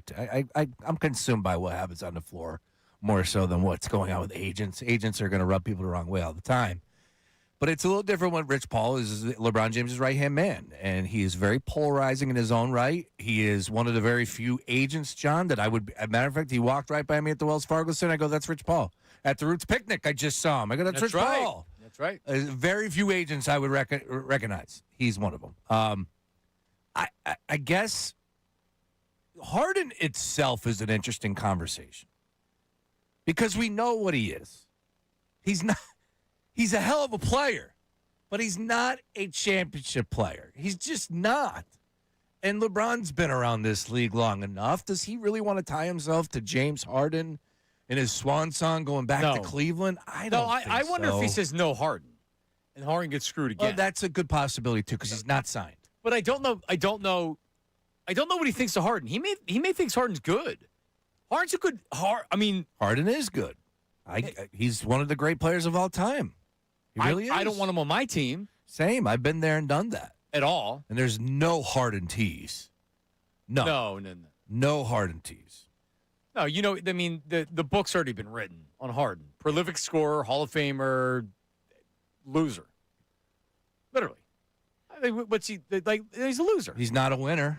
No. No, James Harden is not a winner. No, it's like what do you think? You think of Harden? You think of the fat suit, prolific scorer, Vegas, strip clubs. That's what I think of. No, that's not what I think of. I do. I think he's a hell of a scorer. And that sniveling weasel hugging Daryl Morey hugging Harden, that big embrace, the warm embrace. And then what happened on the final chapter? He's a liar. Yeah. And that's because I'm telling you, I firmly believe that the team said, no, you're not signing him to a max contract. Are you crazy? Yep. Morey doesn't go from being passionately in love with a player, the guy who really made his career, to all of a sudden you don't want to sign him. Doesn't make any sense. Yeah. All right, let's hit the voice memo on the Davis Honda text line. Go.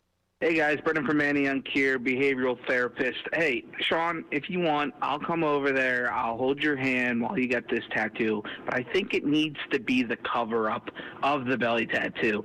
Just forget getting rid of it. Just go over top with the witness. Maybe put a little, king, crown on top. It would be beautiful. It'll look great. Kelly will be happy, I'm sure. And I'll sit on the mic, and John and I will talk some LeBron. We'll talk some LeBaron. We'll talk some Zach Wheeler. We'll talk some Bryce Harper. We'll get into it with the boys. And maybe a little Club Hurts because he's getting disrespected next week, and we got to get ahead of it. Yep. No, I'm with you there. I definitely am not with you on the tattoo, though, on the stomach. Because what it does is you already considered doing it with your dad and your brother. Yeah. Your late dad and your late brother. Yep. It covers up a bad tattoo that's already there. Correct. So now you just add to that to where it's very cool. Yes, It tells a story. This was my plan many years ago, but it takes a little something to, okay, let me get the tattoo. First of all, financially, they're not cheap. Second of all, it's going to be time consuming. And third, a little bit of pain. Not too crazy, especially in the leg. But I just never really hit the fast forward button on that. But here we are now with the chance to get LeBron James to Philadelphia. I'm doing everything I can. That could be what pushes it over the top. I think so. That could be. Braun may be like, man, probably going back to Cleveland. Hold on, what's this? What am I seeing here? 97.5 The Fanatic with, got a tattoo? This maniac, Brace? You kidding me? Middays with Marks? Oh, I got to go. He'll see it, too. Oh, he doesn't miss anything. He doesn't miss anything. He'll definitely see it. That's why I think what you should do is you should add a goat into this tattoo as well. Oh, now that would be something. I think you should add a goat maybe underneath. You have the LJ logo, LeBron James logo over top, the witness. This guy. And then the goat underneath. This guy. It's a good idea because since he is the goat, Sean. Rodman coming off the top rope over here, NWO. I'm not going to say out loud that he's not the GOAT, but it's closer than ever, LeBron. Yep, you even admitted that. It is. And from being a Jordan sycophant, that must have been difficult for you to acknowledge that the conversation is real now. I wonder what MJ's thinking. I mean, you said he sees everything. He probably saw the debate already. He did. LeBron. So that's why you got to change to put the goat in there. Out for there him. golfing, he's tearing it up. Yep. All right, Sean. Did you know? Every day has like its national this day or national that day. Yeah, the day after 4th of July was National Bikini Day. Did you know that? Sounds like a good day. It was. All right. Well, today is National French Fry Day. Huh. And Chickies and Pete is celebrating with $1 world famous crab fries. That's today. What? At all their locations. And they've been doing it for a long time now. $5 personal pitchers of Miller Lite and $1 crab fries. And all the proceeds are donated to the FOP Charitable Foundation, which raises crucial money for a variety of police-related causes in the Delaware Valley.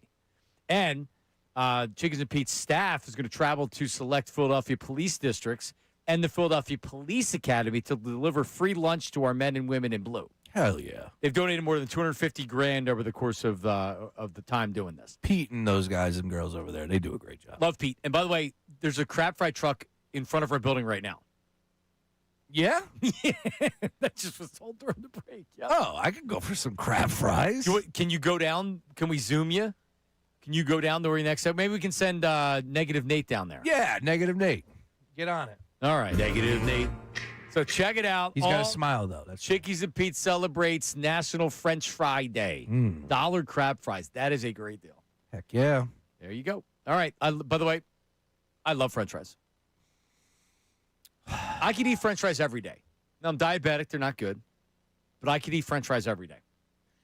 Have you ever made your own French fries? All the time. You do? Yeah. In the oil? I'm a little worried about my kids go nuts over it. Yeah? Yeah, you take the potato, you peel it, you cut it. You got to wet them or soak them. No. No? I don't do that. Okay. Well, I mean, maybe like a little soak up. When you cut them up, I have a bowl of water that I put them into to make sure they remain crisp.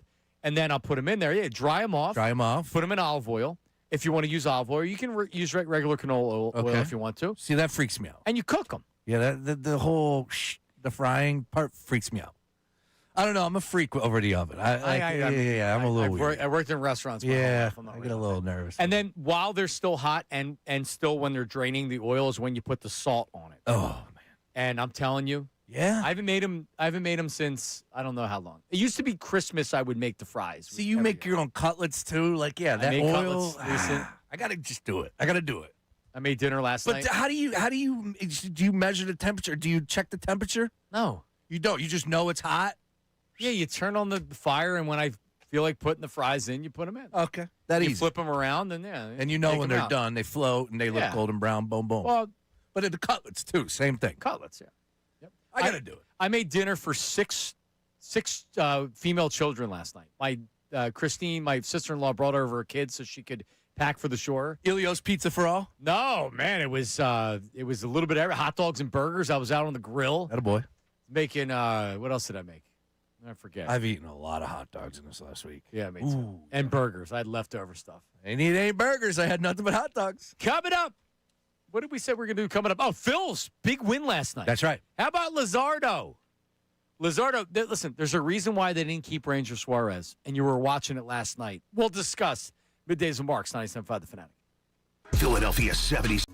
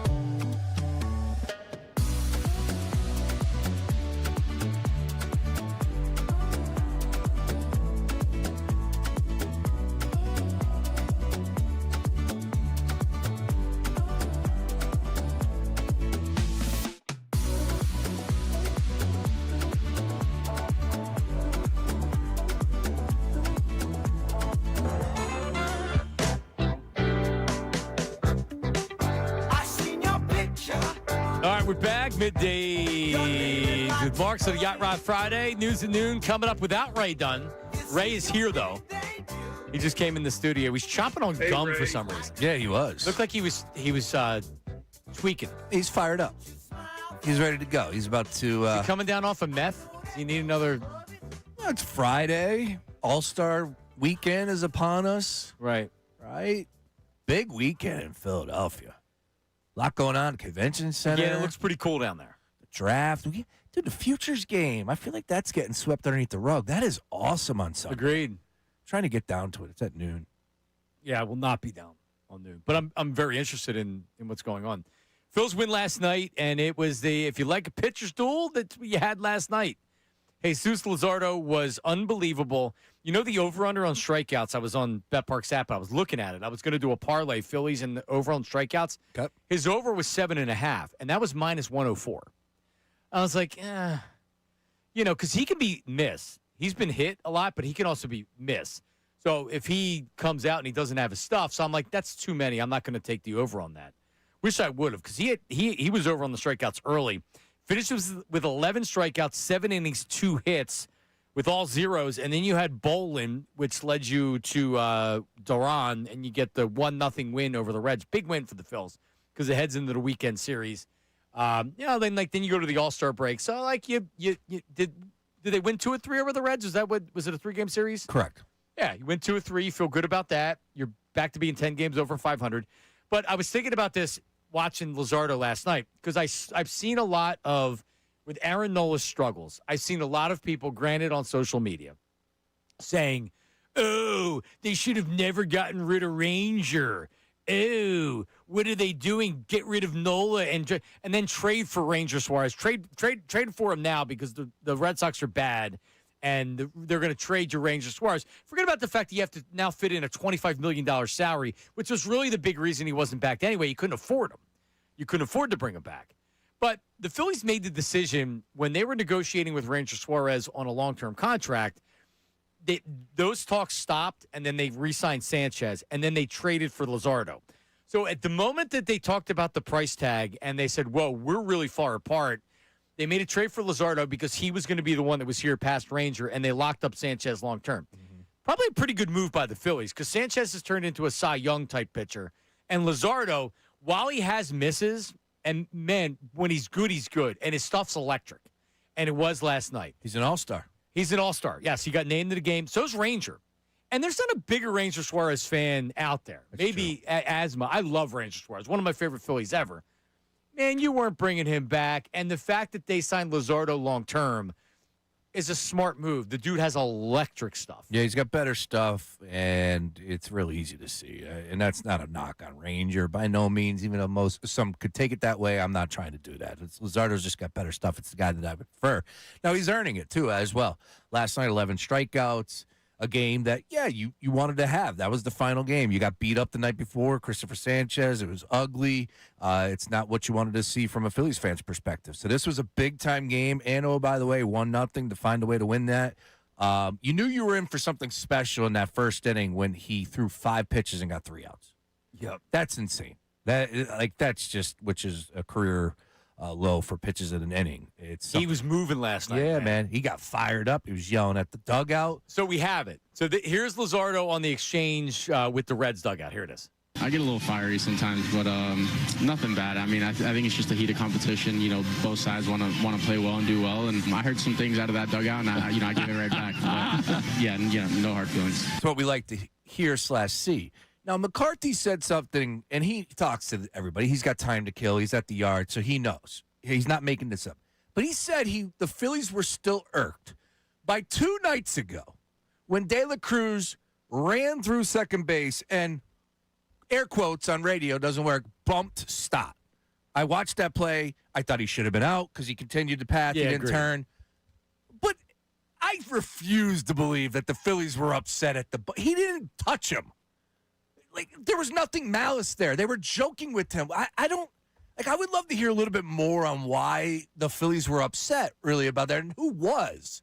Like, did it turn ugly because you got people throwing out? He should have been out. Yeah, I'm with you there. But to sit there and say that maybe that was what was happening, because that's what McCarthy went to. He was like, De La Cruz is standing up. Maybe it's a carryover from 2 nights ago. I'll tell you right now, the Phillies weren't happy about the bump on Stott. Really? Yeah, I don't know if 2 nights later they're. It's like, I hope not. Because, like, Luzardo explained it.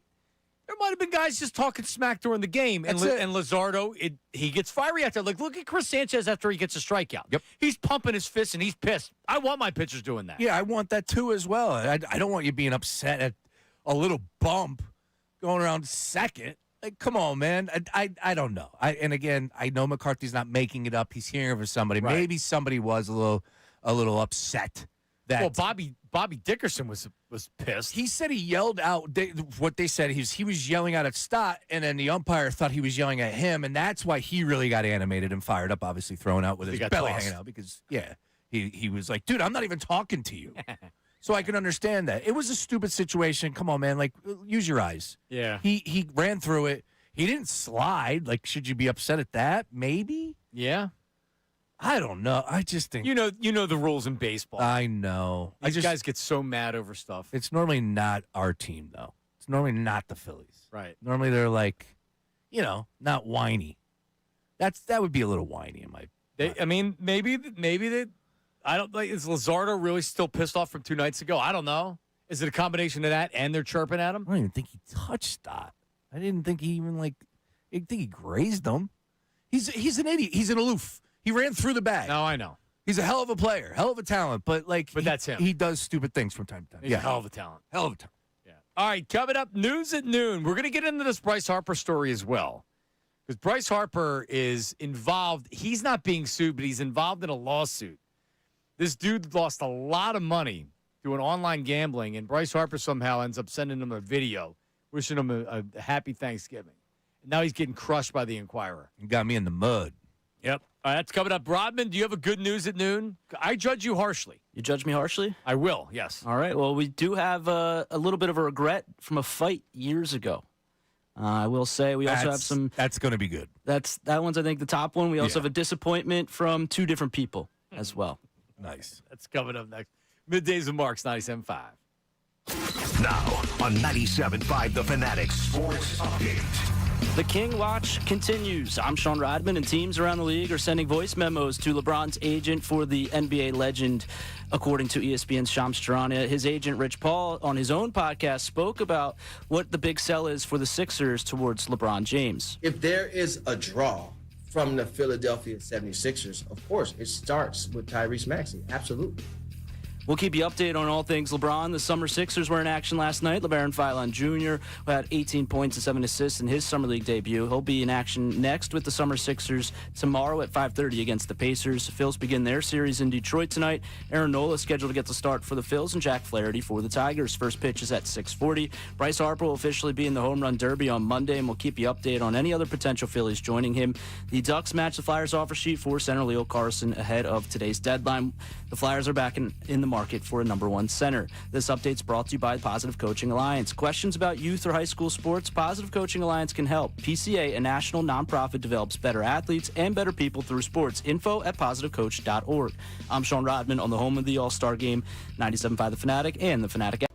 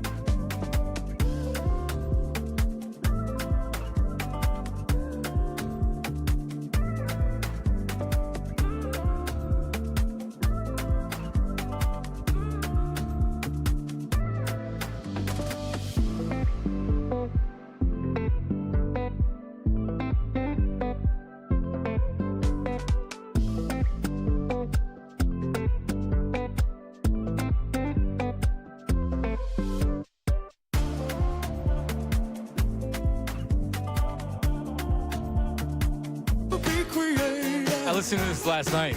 So good. Bella requested Yacht Rock, Going to Bed. Really? This is like the 5th song. And by the time the 4th song hits, she's asleep, and I'm laying in bed like half asleep with her. And then this wakes me up every time. I think there's a Christopher Cross before this. Do you do all 3 kids to bed? Well, it depends. We team up.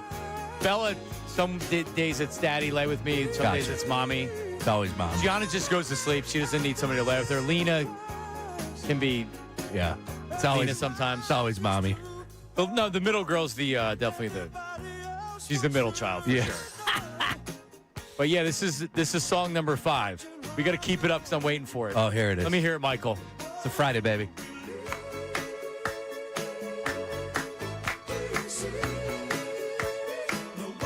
Hey, Ray. Ray's back there holding court with Scott.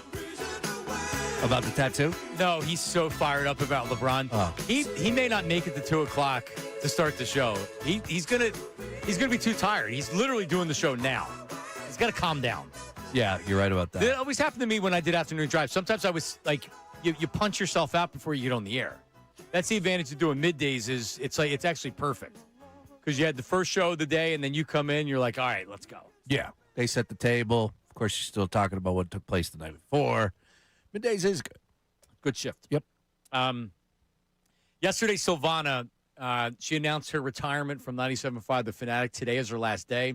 Actually, I want to bring her in when she gets here because I thought she did an amazing job in announcing it. Oh, yeah. And I'm really, really proud of her. She got emotional. She did, and she held it together much more than I would have. Yeah. It's a tough spot, because you know what you want to do, and there's just a lot of things that happen in life, and whether it's like, believe me, you've been through a lot with your dad and your brother. Oh yeah, all that. It's just there's so many ways, and you just don't know if it's right. But you got to trust your gut, you trust your heart, and what makes you happy at the end of the day. So I know that's what she said, and I read her Instagram post too as well. Nice work across the board. She's been a sweetheart. I actually bumped into her a long, long time ago via socials because she was doing some stuff with the folks over at Liberty Line, and that's where I learned of her, and then didn't even know of her background. And the next thing she's here, and I was like, no surprise that she was able to move to the ranks because I saw that as well. Mm-hmm. Nice work. All right. Well, we'll get back into everything after the news at noon. Not with Ray. What do we got? News at noon. News at noon. News at noon. When it's lunch and you're wondering what will you do? News at noon.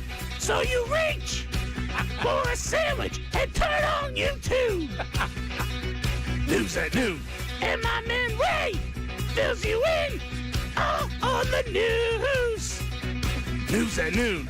And I knew there was no help from Sean. News at noon. So give us Skip,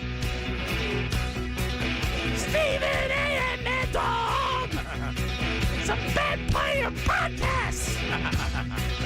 Drive us crazy. So bring it to us, Ray. So here is the news at noon. All right. Who is that? It sounds like Toad from Mario. Petrilli. It is Petrilli? That's what my best guess was. He's also Toad from Mario. Petrilli can really do it all. I don't know if there's anything he can't do. How about him walking in today with that hat and that getup? He's yacht rocked out. He's BP to God. He has a new Eagles. Describe the hat. It's not a bucket hat. It's a what do they call that? Not a sombrero. I don't know. Close to it. Half a sombrero. It's a sun hat. Yeah. It's a big, gigantic sun hat. Yeah. There you go. All right. What do you got? All right. Let's start off in the world of podcasting. The Men in Blazers is a soccer show. They've been doing live shows here and there, but they were in Boston the other day, and the great Pedro Martinez was there, former Philly at one point, and he was live with them the other day, and Pedro mentioned one of his biggest regrets. That was a fight from years ago with the Yankees. You know who leads the entire probably history in fights? In the baseball? In baseball. Is it Don Zimmer? I'm sorry that happened. That's the only one I regret. but I did what I had to do. And I'm telling you this because I wish it would have happened with someone that could probably respond back. Don Zimmer was Don Zimmer. Other than me, I can't think of anyone easier to beat up. He wasn't a challenge. He wasn't a challenge. I wish I had someone that was more of a challenge.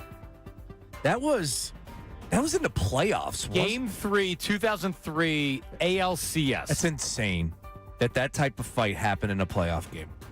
Don Zimmer, 72 years old, charging like a bull. Well, I don't know if he's charging, but more along the lines of like pacing, moving. Yeah, but still he went charging too. No, for his pace, he went charging. Yeah, that was the fastest he could move. Yes, I know. Fourth inning, Pedro hits Kareem Garcia with a pitch. Moments later, Garcia slides hard into second base, and that's what triggered the brawl.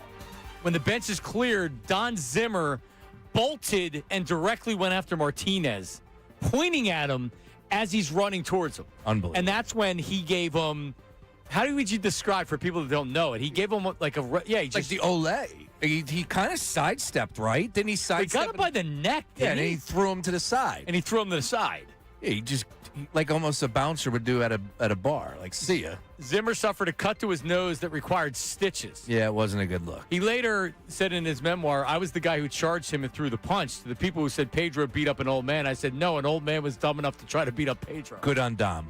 Good on Don Zimmer, who was a baseball, baseball lifer. Man. Came up with him as the manager of the Cubs. Me too.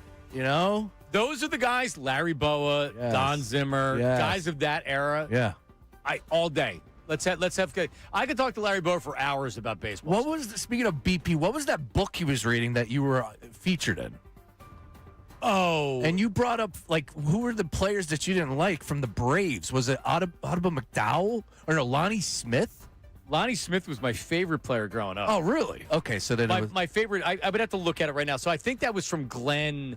Glenn Macnow did this thing where he would have this, he would do books called, they were like the Great Philadelphia Sports List. Yeah. What I didn't know before I did it was he didn't do any work for it. He just asked people to do the list, and they would put it in a book. Sure.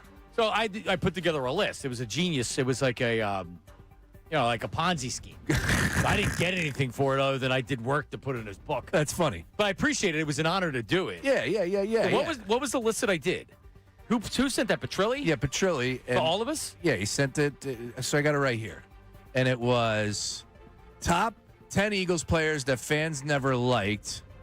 You said, Dan, why did I bring up Lonnie Smith? I don't know. Might have been the article before it. I love Lonnie Smith. Lonnie Smith was my favorite Philly. Yeah, on the top. As a kid. It says Willow Grove, his favorite athletes were Lonnie Smith, Wilbert Montgomery, and Mo Cheeks. Yep. Lonnie Smith was... Lonnie Smith. What? Why was he your favorite athlete? Well, when you're 5 years old, you don't really... I don't know if there was a good reason. Well, he was the... I mean, honestly... That was a that was a throwback. I was like, Lonnie Smith, where'd that come from? I liked black players when I was younger. Okay. And I liked black TV shows. I don't know why. So all my favorite players, Wilbert was my favorite Eagle. Yeah. Lonnie was my favorite Philly. And then you also have Mike Schmidt and Pete Rose, so it's not like I didn't like them. But I had the year they went to the Super Bowl, I got a cake from Dairy Queen in Willow Grove. And on the cake was Wilbert Montgomery. It was a black player with 31. I can't wait to see what that looked like. But they wouldn't, they made it a white player, and my mom had to say, no, he's black, because I complained. Yeah. No, he's black. And they're like, well, I'm like, no, it has to be 31. But then our German Shepherd, Tanya, ate the cake. Oh, no. So then they went back, and then they did Keith Krepley instead, and it still was a problem. And it's like, no, he wants Wilbur. So anyway, Lonnie Smith was my favorite, and then he got traded he went to the Cardinals. I became a Cardinals fan after he got traded to the Cardinals. See, this is a bad job by me. I didn't really know Lonnie Smith of the Phillies. Oh, yeah. Yeah, the World Series team is a rookie. That's a bad job by me. I always assumed Lonnie Smith was a Cardinal and a Brave. I never really thought of him as a Royal. Philly. He won a World Series with the Royals. He also had a heavy cocaine habit. What you learned. I did know learned that in the too. 80s. Yeah, I think that's why they traded him. Most did. But you're right. A lot of people did. But yeah, Lonnie Smith was my favorite Philly. That's great. Yep. Thank you, Rob. All right. Yeah, sorry. Next up, we have Justin Verlander. He announced his retirement earlier this week, but he forgot to tell one. Well, I shouldn't say forgot to tell, but he purposely didn't tell one person, and that was Tyreek Skubal because of this reason. Well, like Scoob yesterday was pitching, so I didn't really know. I didn't. I told the team that I was going to announce this today because I wanted him to hear it from me before it went out. But Scoob was pitching, and I didn't say anything to him. He found out secondhand. He was mad at me. But today I was sitting there talking with him at the locker. Not really mad. Well, were you really mad or kind of mad? I'm still disappointed. Disappointed. Even worse. Disappointed. Valuable excuse for that? To be disappointed and mad that he didn't tell him even though he's starting that day? Seems like there's some disconnections with him and that team to a point. Like, I'm not trying to get too deep into the weeds with that, but yeah, I could understand it. I don't know if he's being honest, if it was just like a ho-hum, like, tongue-in-cheek type deal. But I can understand it. I don't think he's going to be there. I think he's getting moved, which is crazy to me, but that's where we're at. Four and a half games back from the wild card spot now? Yeah, it's tough because, I mean... You're going to get a king's ransom. Yeah, but, you have to ask the question, because remember when they didn't move Ohtani and they made moves because they're like, we're not moving Ohtani? You could have literally rebuilt your team with what you could have gotten for a rental of Ohtani. Same thing with Skubal. I don't care if you're four games out. If he's not coming back and you know he's not coming back, then you trade. You can literally get top prospects from any team you trade them to that can help kind of rebuild you. Because they're not a bad team. They still have a pretty good team. I don't know, man. I mean, I trade him every day of the week. Yeah, same. I think with that type of guy, sure. Why not? And I trade him sooner than later. I don't understand why teams wait to the trade deadline unless you think you can get more by waiting. I go to a team right now and say, listen, you can have him for another 6 starts if you trade for him right now. Just give me your friggin' prospects. Anyway. All right, lastly, we have Kevin Garnett, an old Celtic, a Celtic great. He chimed in on the Jaylen Brown trade, and he wasn't all too pleased with the Celtics giving up. I didn't like the trade. I didn't go, man. I wanted JB to retire as a Celtic and, they be able to go through that. But, yeah, we're in something else. And I think we're entering a new era. I didn't think, first off, that JB was in a position to be traded. Obviously, his comments and how he felt after Davis departed from the playoffs was one thing, but I didn't think that it caused for him to be moved. I think Barcelona look back on this. It's one of the moments where you don't break a great thing up. This is a great thing.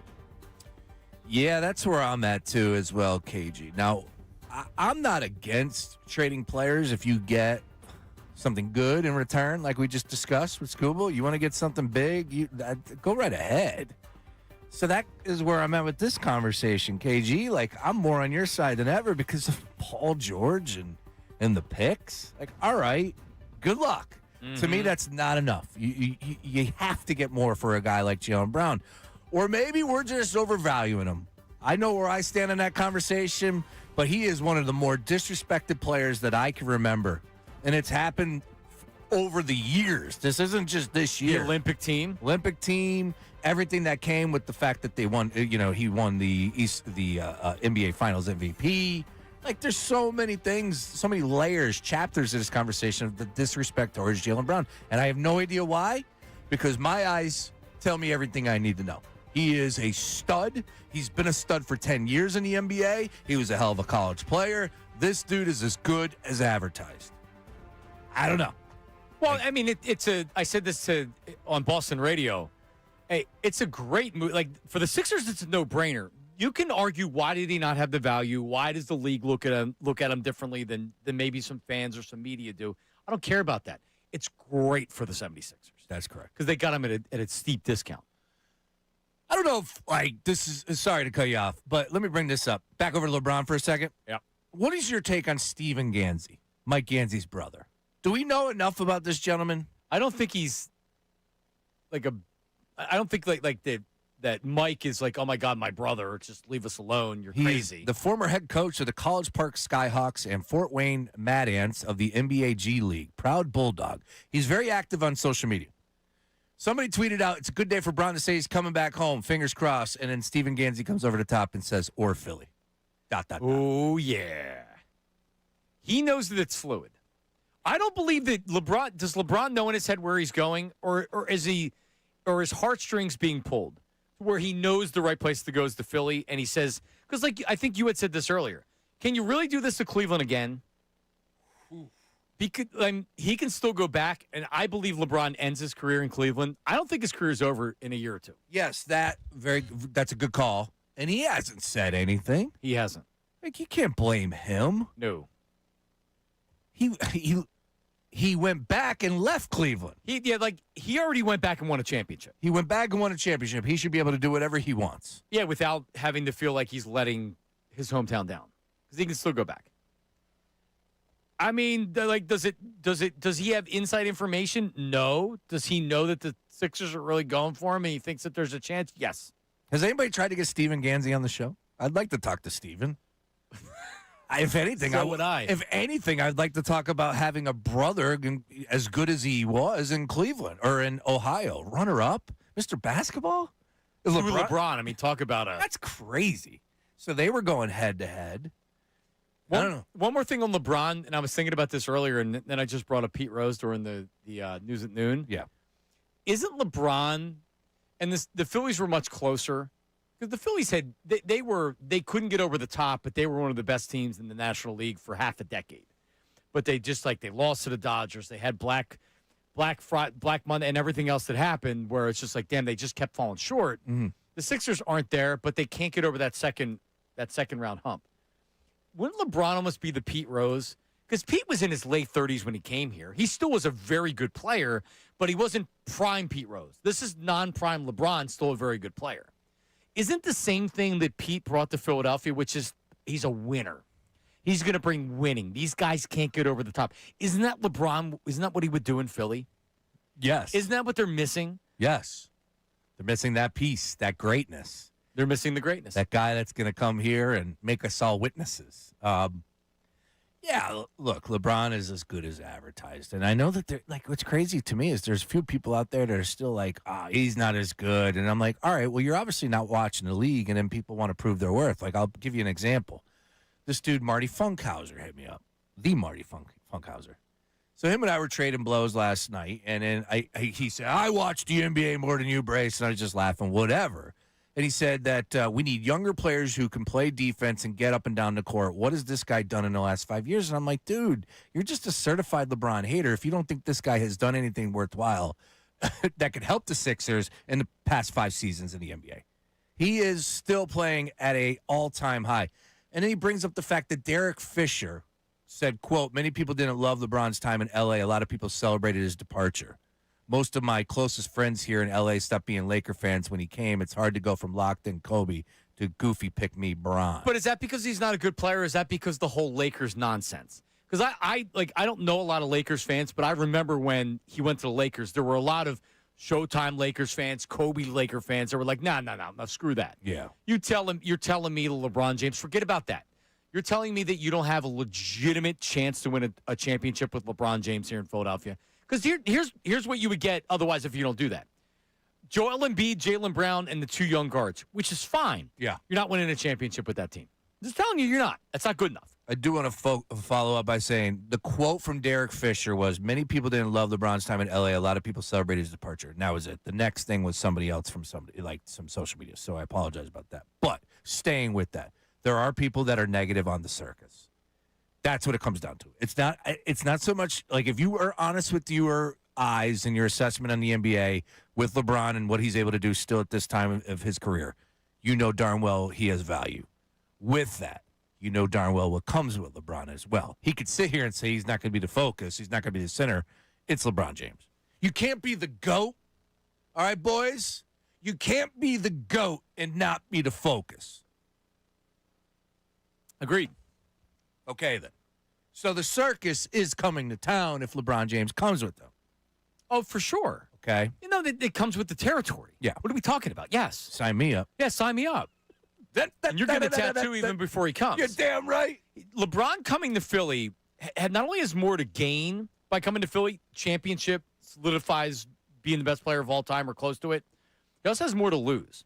You go back to Cleveland and you don't win a championship, is anybody really going to say anything if you don't win in Cleveland? Is it going to be like, nah, like LeBron, I see that, can't win a championship. He comes to Philly and doesn't win. People, including Colin Cowherd, are saying it's the best roster he's going to play on in his career. Mm-hmm. You don't win in Philly, that hurts your legacy. It doesn't help your legacy, that's for sure. But if you win, and you wonder where LeBron's head is, I'm just telling you, LeBron has not made easy decisions in his career. Leaving Cleveland was not an easy decision. Going to the Lakers and following Kobe and Shaq and Magic, maybe that's an easy decision for some people. Man, now you got to live up to that, right? And that was not a good organization. They had missed the playoffs 5 straight years, and he goes there and he instantly turns that around. Coming to Philadelphia is not an easy decision, and it's not the safe decision, but it's the right decision. And if you can win here in Philadelphia, 44 years. The next time they crown a champion, it'll be 44 freaking years since the Sixers won a championship. That's crazy. If LeBron wants to cement his legacy, he's going to take his talents to the city of brotherly love. And I honestly, the more we talk about it, the more I think it's going to happen. It just makes too much sense.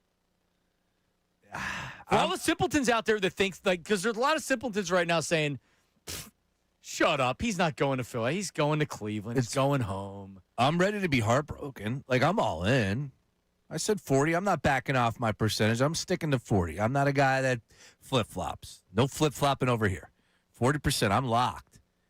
I understand the vision, the path towards Cleveland, and I get it. But, man, come to Philly, and we're talking about something special. The eyes of the sporting world would be on us 10 times more than if you went home to Cleveland. And would anybody blame Matt Cord for saying on second thought, I'm going to give it one more year? You're going to retire and LeBron James comes to town? Matt's got to go back. At least opening night. No, he's going to do the season. And if you're the Sixers, you allow him to do it. I would hope. Could you imagine? Yeah, they already got Jaylen Brown. I think, with all love and respect to Matt, I think he probably factored this in, right, to a point. LeBron?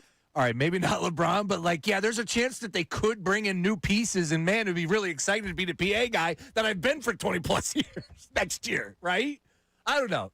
Yes, this is what happens. This is a trap when people walk away at the highest of the highs. Matt was still doing it at a high level, of course. Oh, no, he could have done it for many more years. Matt's just at this point being all right, I've doing it 30 years. Been doing it long. Yeah, sorry if it was 30, the great that he is.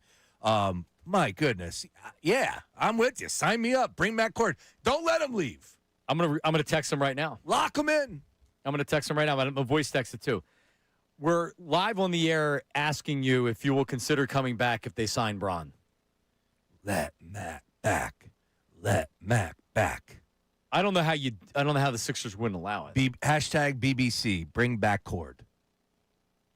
Oh, that's a good one. Oh, we didn't mention that earlier.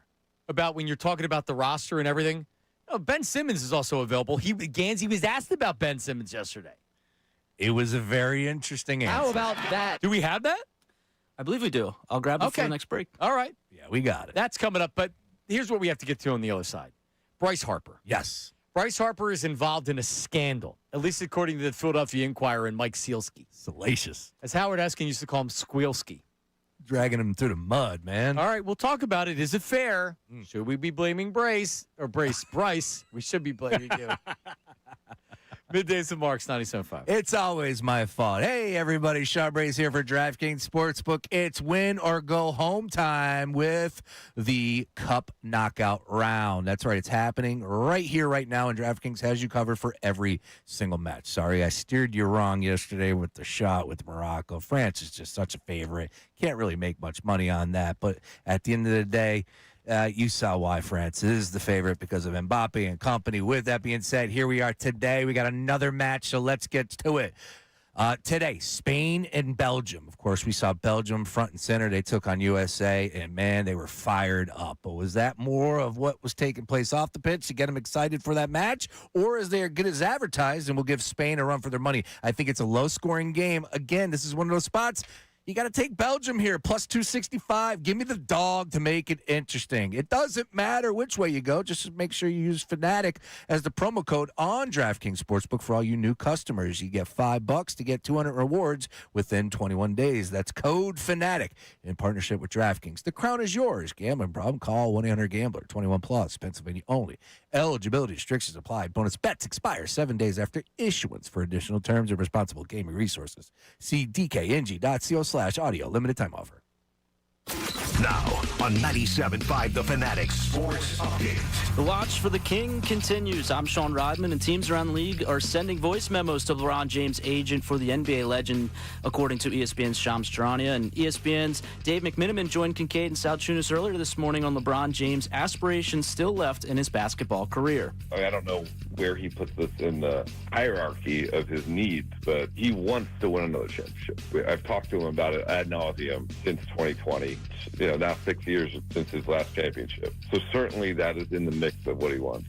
We'll keep you updated on where LeBron James goes and any rumors coming up. The Summer Sixers were in action last night. LeBron Jr. had 18 points and 7 assists in his Summer League debut. He'll be back in action with the Summer Sixers tomorrow at 5:30 against the Pacers. Phils begin their next series in Detroit tonight. Aaron Nola is scheduled to start for the Phils and Jack Flaherty for the Tigers. First pitch is at 6:40. Bryce Harper will officially be in the Home Run Derby on Monday. We'll keep you updated if any other Phillies join him as well. And this update's brought to you by Taco Bell. Taco Bell's new jalapeno citrus salsa, the sauce with the main character energy, at participating U.S. Taco Bell locations for a limited time only while supplies last. I'm Sean Rodman on the home of the All-Star Game, 97.5 The Fanatic and the Fanatic app.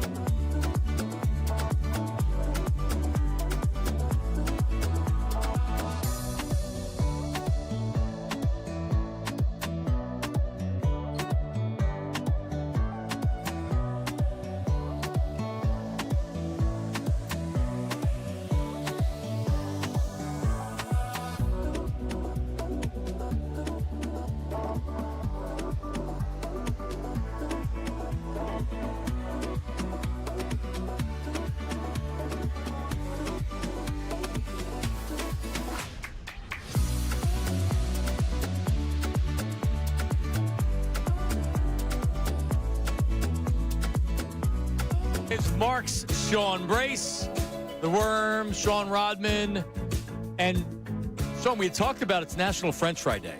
And he got me hungry. And the Chickies and Pete's French fry truck is downstairs outside of our studio, and you went down to get some crab fries, and look who you ran into. How about this, John? Not only the mascot of Chickies and Pete, Sean. I know, right? Which is all over our social media. Yep.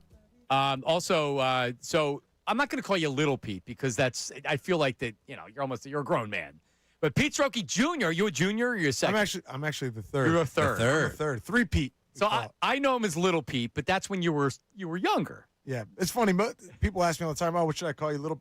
Everybody knows me as Little Pete because I was little, especially all the team that's worked for us. They've all worked for us for 30 years, and they did know me as Little Pete. Pete Strokey the third joins us live in studio. What's up, Pete? What's up? How we doing? I'm doing excellent. How are you? I'm great. It's a national holiday today, so I'm having a great day. I'm listening to you guys. It's couldn't get any better than this. When did they start rolling out National French Fry Day? When did you start pushing it? National, like you said. Was that your dad's idea, or was that somebody else? No, this is a national holiday. French Fry Day. In Philadelphia, it's celebrated as National Crab Fry Day. Nice. It's up there with Christmas, Thanksgiving, Easter, Hanukkah. People are saying this is the next big holiday. I love it. But no, this has been a thing for a while now. We celebrate it now on the second Friday of July, on Friday. If you get there. I didn't even think of that, Sean. Yeah, that's why they're rich and we're not. That's it. I didn't think of that one either. I don't know. Whoever comes up with those holidays did. And isn't it crazy? Yes, he has the image, the look of his dad, but good grief. Just close your eye. He sounds just like his old man. He does. It's unbelievable. I don't know. Like, is your kid's going to sound like? I didn't know that. But well, my kids hopefully don't sound like yeah, they're all girls, yes. I wish I didn't look like my dad. I'm okay with the sound, but the looks, if he was better looking, maybe. Yeah, all right, yeah. Oh, please, your dad's handsome. You're doing all right for yourself, I can imagine. Glasses here. You're going to get a glasses sponsor. All right, so listen, and of course you guys are doing something great for the community here. Yeah. And you've been doing this for every year you've been doing it. All sales from and so is this at every Chickies and Pete's location today? Every single Chickies and Pete's, we're doing $1 crab fries and $5 pitchers of Miller Lite. So, a lot of inflation going on. We got deflation going on at Chickies and Pete's. $1 fries, just helping out the community. And then on top of this, we're not taking any of the money. All the money's going to the Fraternal Order of Police charitable fund, supporting those officers that have been injured in the line of duty, going to them and their families. So great cause. Every dollar counts. Yeah, and I believe I saw $250,000 donated in total since you guys started this. Yeah, since we started doing it. We're hoping to sell around 25,000 orders today at our location. So hopefully just adding that total Let's today. double that. Come on, people. Get on out there and support the cause. You know where your local Chickies and Pete's are. Get on out there. Hit them all up today and get yourself an order of some crab fries, John, because I'll tell you what, man, I'm already halfway empty. So good. So good. Yeah, I always look for excuse me, I'm eating on air. That's all right. I always look for the ones that have the most crab fry seasoning on it, right? Because some people like it, but they like a little bit of it. Then you dip it in the great cheese sauce. I always look for the heavy ones. Well, they're hand tossed. Every order is hand tossed. We season them perfectly. These are the best fries you can get. A lot of people don't know. The fries that we use are only cut from the center of the potato. That's why you'll see they're extra long. Get out of here. Oh, yeah, only cut from we pay extra just to have this so that they're extra long, crinkle cut, and you'll never see skin on them. If you notice that, they're always perfectly white. And that's because we pay to make sure no skin. A lot of fries, you get a little skin on there. He ain't lying. That's crazy. I've been eating Chickies and Pete's crab fries. I never knew that for decades, and I have never known It's one that. of the secrets. It's one of the secrets we're starting to let people know. But this is How do you do that, though? Is there a special cutter where you only get the center cut? It's like the center cut of when you go to a great steakhouse, you want the center cut. Correct. You don't want it's the same end. thing. You want the center cut of a potato. Yeah, but we get them done in Idaho, so it's a top secret little place. I'll take you there one time. Yeah, man. Dude, I talk about you on not all the time on the air, but I always say because your little brother went to University of Texas. That's right. And Sean and I always talk about during a bye week we want to go and see a college game. Yeah. And we always talk about where we want to go. And I remember you went down for the Red River rivalry more than once, but you always talked about going down to the University of Texas to see a game down there. Yeah, you don't know about it up here because we have the Eagles and the professional teams. Totally but wow, college sports, especially at a school like Texas, I mean, the whole state lives for Texas football. Shut it down. It's like nothing. It's like FIFA. I think it's bigger than FIFA. What as does far that as the crowd crowds look go. like down there? Well, it's a little bit younger too, but a lot of cowboy boots, a lot of Daisy Dukes. It's Ain't a it? Blonde fun hair? crowd. A lot of blonde hair. It's great. The game is also good, but yeah, the scene is even better. We don't have enough Daisy Dukes around here, man. What happened? Is that like a Southern thing? We need more Daisy Dukes up in They there. used to be big. Yeah, it used to be a song. Back in the Look at Them Girls with the Daisy Daisy Duke Dukes, song. yeah. I want you to. All right. So what's going on, man? Like, what famous Eagles have been in South Philly recently? Well, I know they all go there, but it's always I'm That's always where the players amazed go. because listen, Pete, I did shows from Chickies and Pete's in South Philly for. Really, I did shows in Chickies and Pete's in the different locations, probably 15 years of my career, pretty much every week. But the South That's why you Philly look so healthy. Exactly. But you would see the great thing about doing it down there is it would be like, oh, there's Charles Barkley over there. He's just having lunch. We actually talked about it when Charles was on the air the other day. Yep. So like any of the new guys hanging out down there. Who's the younger last guys one are you s- saw? It's funny. We're like transitioning from this, BG's obviously always still in there and Mylata, but you get some of the younger guys now like Coop. Coop's the man. Coop's in all the time. He bet does he the is. craft fries and he brings his friends too. All right, so here's the $1 million question. When Bron signs with the Sixers, not if, when he signs with the Sixers, how long till your dad's posing with LeBron at Chickies and Pete's in South Philly? I think we're going to have Big Dom. Big Dom should be able to bring him in. He's our number one customer. That's why he also looks so healthy as he does. But yeah, he'll be in right away. Everybody knows the first stop to go. Draft picks, you name it. All right. So listen, so today, any Chickies and Pete's location? Any Chickies and Pete's location, not in the stadiums, but everywhere else, dollar crab fries. Come on by, give it a try. Got to get a crab fry. Enjoy. Have a great time. Yeah, it's a Friday. Get yourself a nice cold Miller Lite, as you said, or get the pitcher special. But, man, trust me, reward yourself. Go get yourself You ate half. We were on the air. How did you eat half of the carton? You ate more than half. Yeah. No, because first of all, because you want to get them warm. You even have the cheese sauce you've been dipping. You want to get them warm, right? So that's why I'm like, all right, let's go. Boom. Right down the hatch. Yeah. So good. All right. And if you're attending the All-Star game, Pete, you're going to be working a fryer. Do you know which fryer you normally work when you're in there? I'll be in center field. I'll be in the outfield there. A lot of fryers in there. A lot of fryers in there. We got a big team, but I'll be working. The best fry, you'll notice they'll taste extra perfect, extra love, no charge when I'm working. Nice. Yeah. Could you open up that stand right now and from the very beginning fire those fryers up, get the chicken with fingers my eyes in closed. there? I've been doing it since I was in 6th grade. I believe it. All right, there is everybody. Thank you, guys. The third, Pete Cherokee the third. Little Pete joining us here. Little Pete.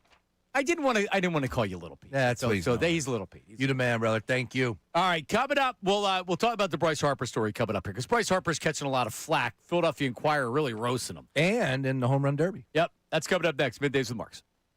Got something to say about Phillies?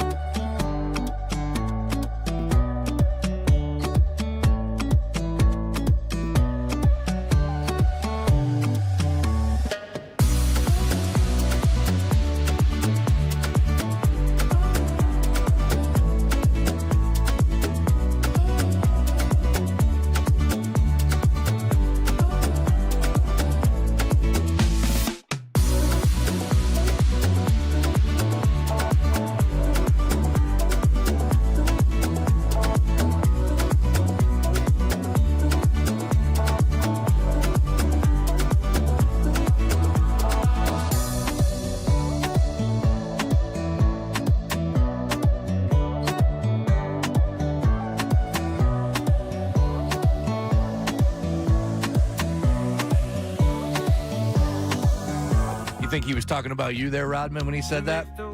Hey, he might have been. Sean's here at all hours of the day. Middays with Marks.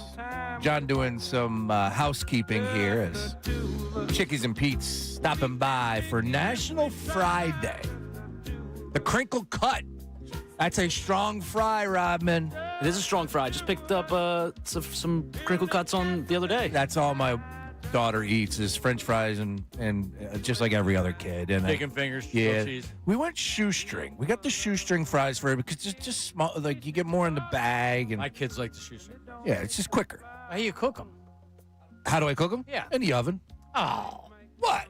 Why are you depriving your kids? Earlier, I didn't even think about it. How am I supposed to cook them? In the oil. No. Oh, I wouldn't do it any other way. Really? Even the frozen ones? Yeah, that's what I'm talking about. They're frozen. Yeah. You throw those in the oil. Yeah. Huh. Yeah, that's next. The oven's gross. You don't do that. That's next, dude. You are in the extreme minority on that. I agree. That's It's more next work. level. Well, it's more work. I Yeah. mean, even if, like the air fryer is still good because it cooks them differently. Yeah, I don't have But it still tastes like it's in the oven. What do you do with the oil after you're done? I have a container that I reuse. When you make chicken, you don't save the oil because Okay. it makes the oil dirty. Gotcha. French fries, it's potatoes, so you can use that a lot. I have a glass container that I put the oil and then I reuse it. Gotcha. All right. Yeah, see, like all that. Yeah, you come from the background of in the kitchen working. I was the guy slinging drinks out front, the bartender. Right. Yeah, you were making the money and I was making no money.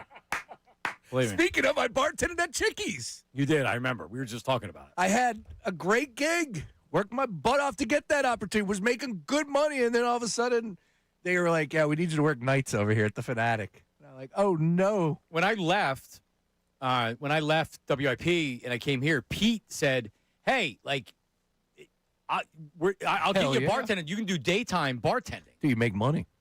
And there's the one in Audubon by me. Oh yeah, Probably should have done it. they're always jammed up. Everyone loves Chickies and Pete's. But I elected to go broke and put my family in financial distress instead of smart. Yep, brilliant, great. All right, so was it brilliant for Bryce Harper to send a video? So here's what's happening. The allegations are, and there's a lawsuit, and this is the Philadelphia Inquirer is investigating it. They did an investigative report. Okay. There's more than one online casino that was named in this lawsuit. The Public Health Advocacy Institute filed a lawsuit on behalf of a gambler named Terry Thompson. The lawsuit claims that sportsbook companies used relentless, always-on micro-betting mechanics and VIP programs to intentionally maximize and exploit customer gambling addictions. This Thompson fella reportedly wagered $18.5 million on one specific online book, resulting in $1.5 million in personal losses. He had multiple foreclosures on his home, and he went into a facility for his addiction. Yeah, it sounds like he's addicted. If you gamble $18.5 million and you lose $1.5 million, I mean, he put his family through financial ruin. When I just said I did that, I was kind of joking, right? So how Bryce Harper is involved in this is he sent this dude a personalized video. Do we have it, Rodman? So here's the video that Bryce Harper had sent this Terry Thompson guy. Hey Terry, what's up, brother? Hey man, your host Brittany from FanDuel wanted to make sure your Thanksgiving was extra special. So I just wanted to hop on here and wish you and your family a wonderful Thanksgiving.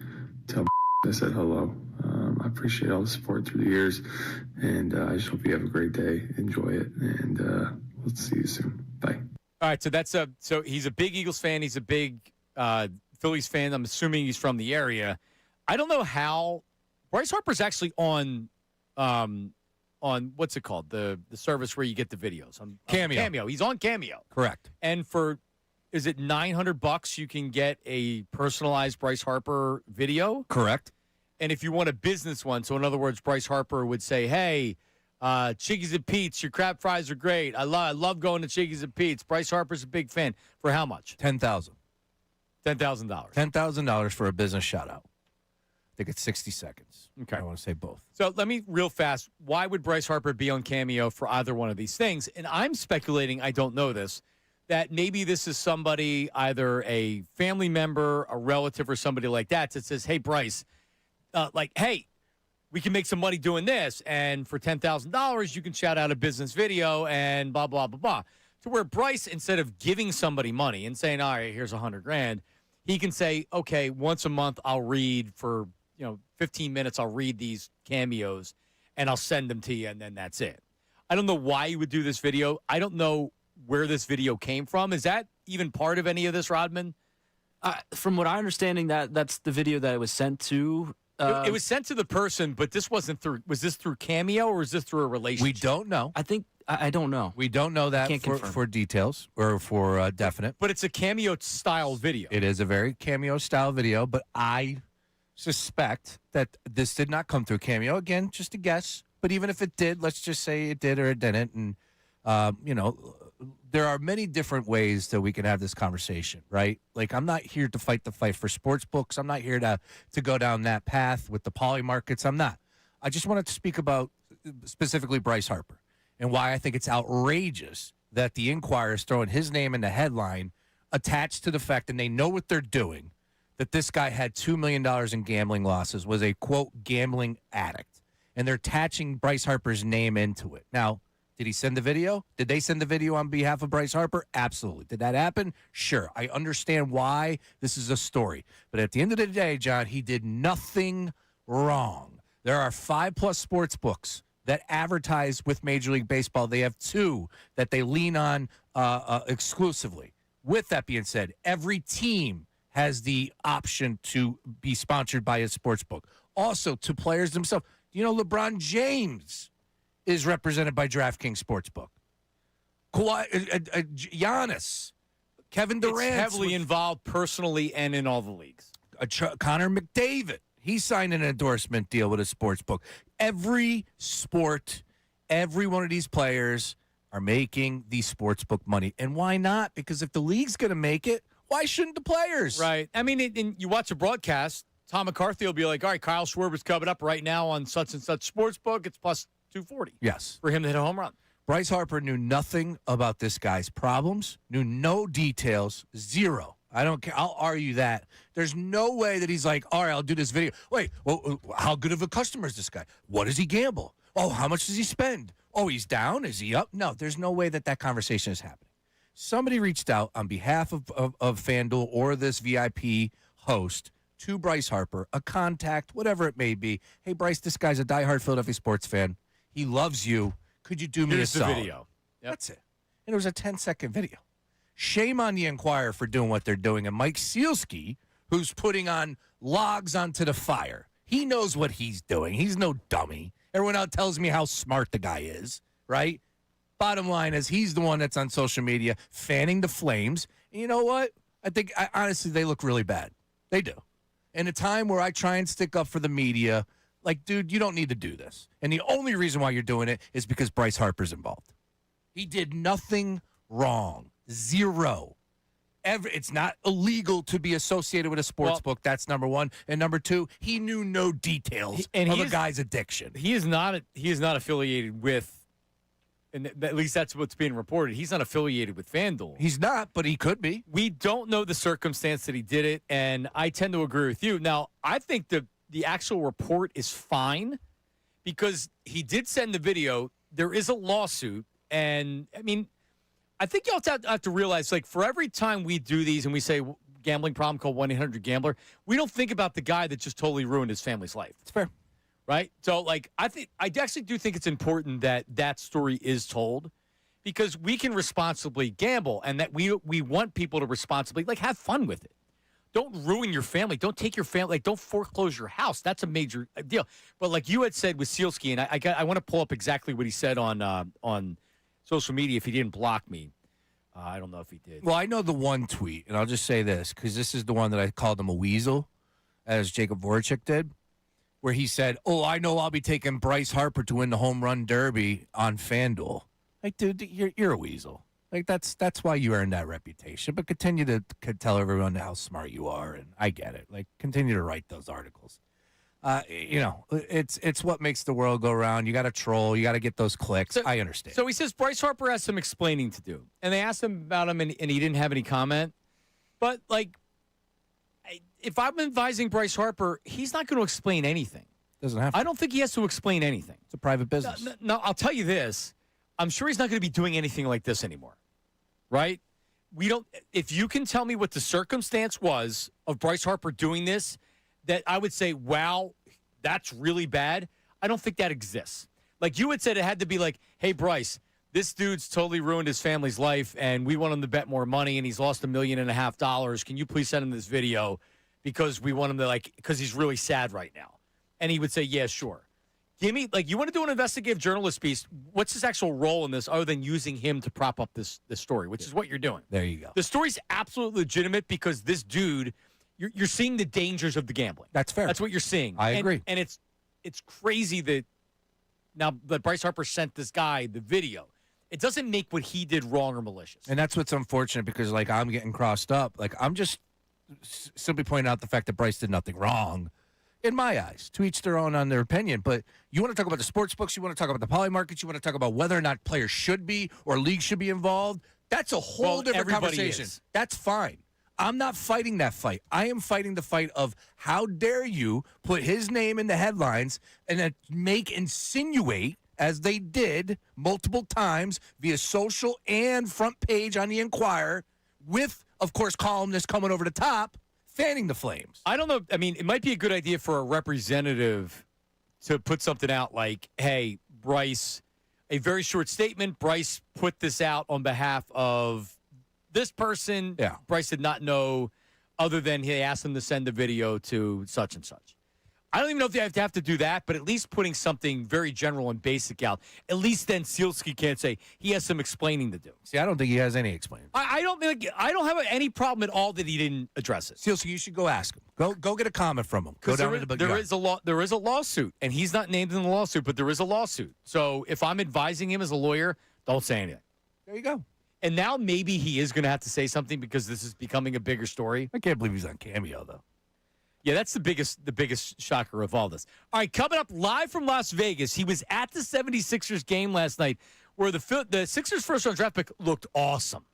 We'll discuss with him Sam Ostry of Front Office Sports, NBA analyst and our NBA analyst. Joins us coming up next. Middays with Marks, 97.5. Now on 97.5 The Fanatic Sports Update. Where will LeBron James go? I'm Sean Rodman, and teams around the league are sending voice memos to recruit LeBron James. They're sending those to his agent, Rich Paul. That's according to ESPN's Sham Charania. And his agent, Rich Paul, on his own podcast, spoke what the big sell is for LeBron James if he were to come to Philadelphia. If there is a draw from the Philadelphia 76ers, of course, it starts with Tyrese Maxey. Absolutely. The Summer Sixers were in action last night. LeBron Filan Jr. had 18 points and 7 assists in his Summer League debut. The next Summer League game is tomorrow at 5:30 against the Pacers, and Sam Ostry joins us next on LeBron Filan Jr.'s debut. Phils begin their next series tonight in Detroit. Aaron Nola is scheduled to start for the Phils, and Jack Flaherty for the Tigers. First pitch is at 6:40. Bryce Harper will officially be in the Home Run Derby on Monday. We'll keep you updated on any other Phils that join him in the Home Run Derby. And the Ducks match the Flyers offer sheet for center Leo Carlson ahead of today's deadline. The Flyers are back in the market for a number one center. This update is brought to you by Wawa Hoagie Fest. Wawa's Hoagie Fest is back at a shorty hoagie, chips, and a drink for $6. Make it a classic for $8. Gotta have Wawa. I'm Sean Rodman on the home of the All-Star Game, 97.5 The Fanatic and the Fanatic app.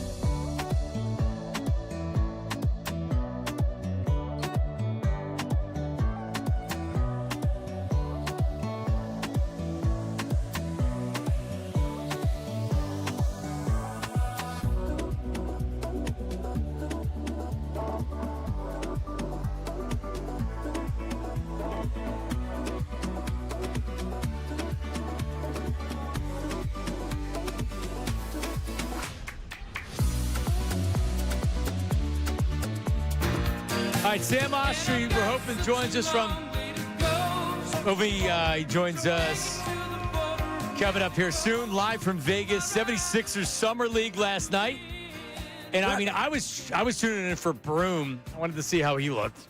He looks like he's the oldest man on that floor. That's what he does look like. Looks like a player that needs to play overseas.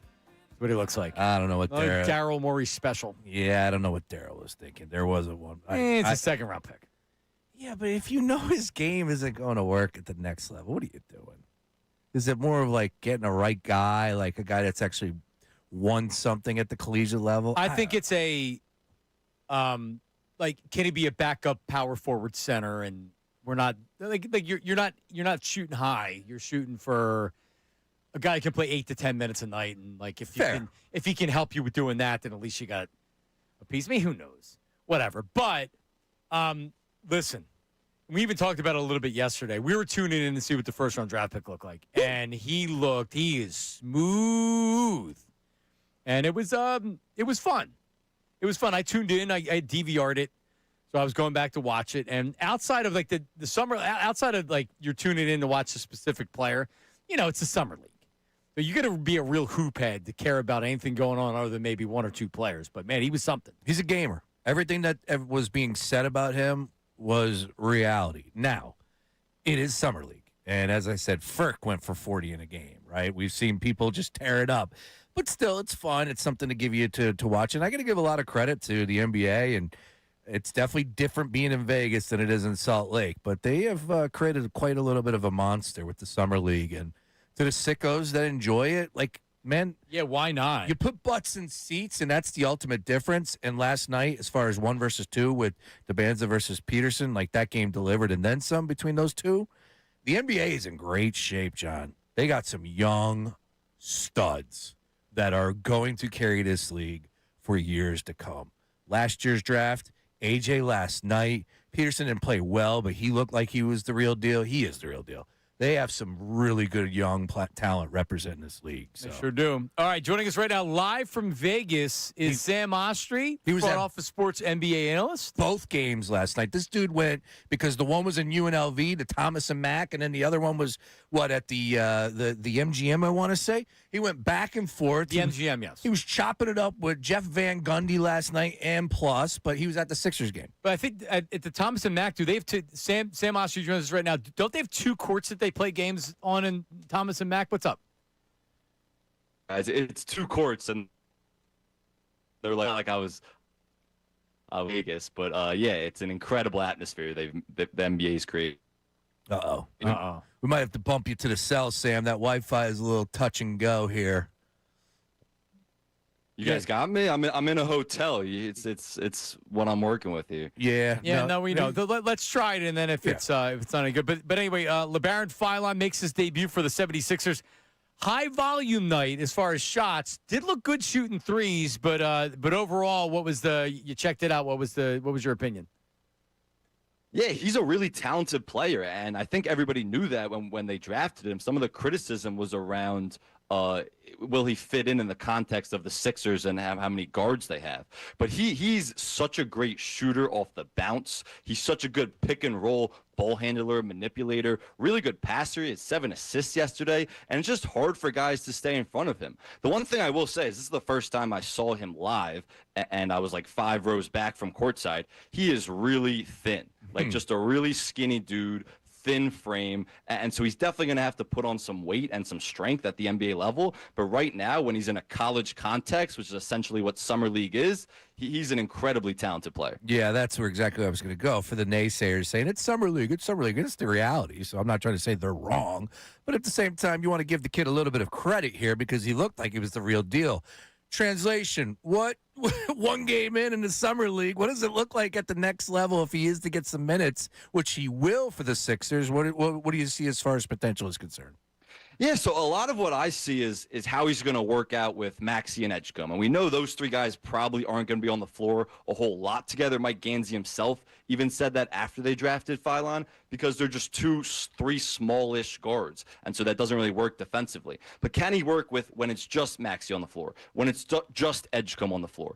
And what you've seen is he's a really good on-ball creator, and that's what he showed yesterday. And he can allow Maxey to play off the ball more when he's on the floor with him. He can allow Edgecombe to play a little bit off the ball more, which is when Edgecombe's at his best, as we saw last year. So I really think Philon's going to give a lot of those guys relief in certain context because he's such a good creator and runs so many pick and rolls as the pick and roll ball handler. What else stood out to you that you've seen out there? Yeah, I mean, Janai Broom had a pretty good game. Not that I'm putting too much stock in that. He was obviously a really good college player, and this is, again, more of a college setting when you're at the Summer League.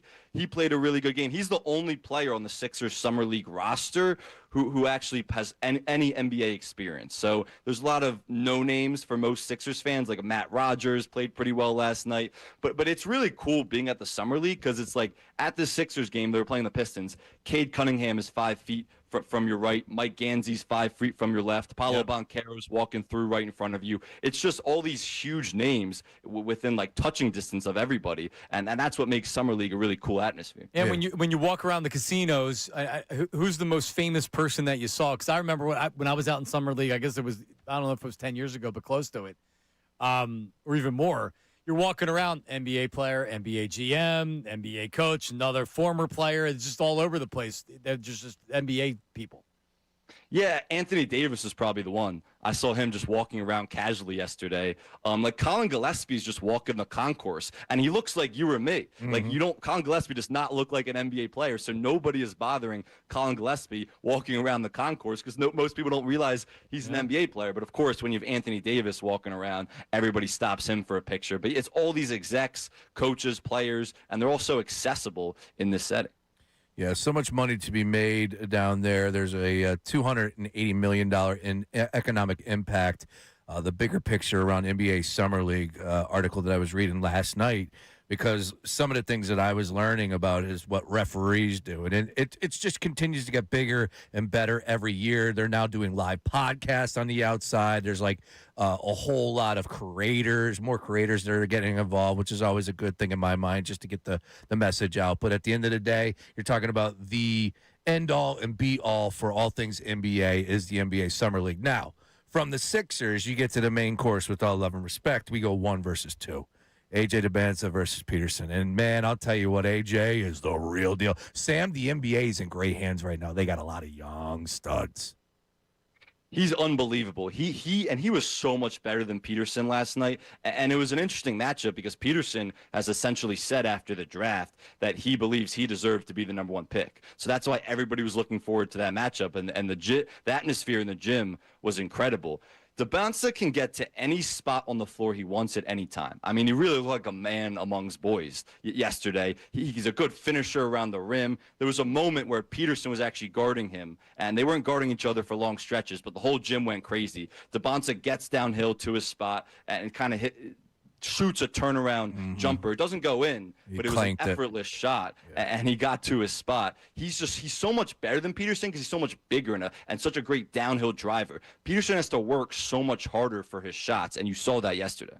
The big one, of course, John, back over to Sixers. Sam, what was the conversation around LeBron James?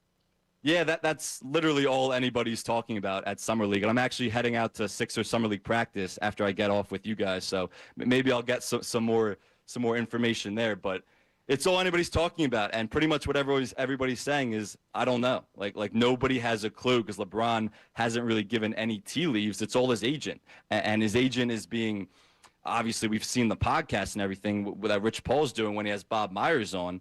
But nobody really knows. Everybody that I talked to, at least yesterday, suspects it's Cleveland, but nobody really knows. A lot of people really give the Sixers a good chance. And from what I've gathered, I really believe if this was a Rich Paul decision, it would be the Sixers.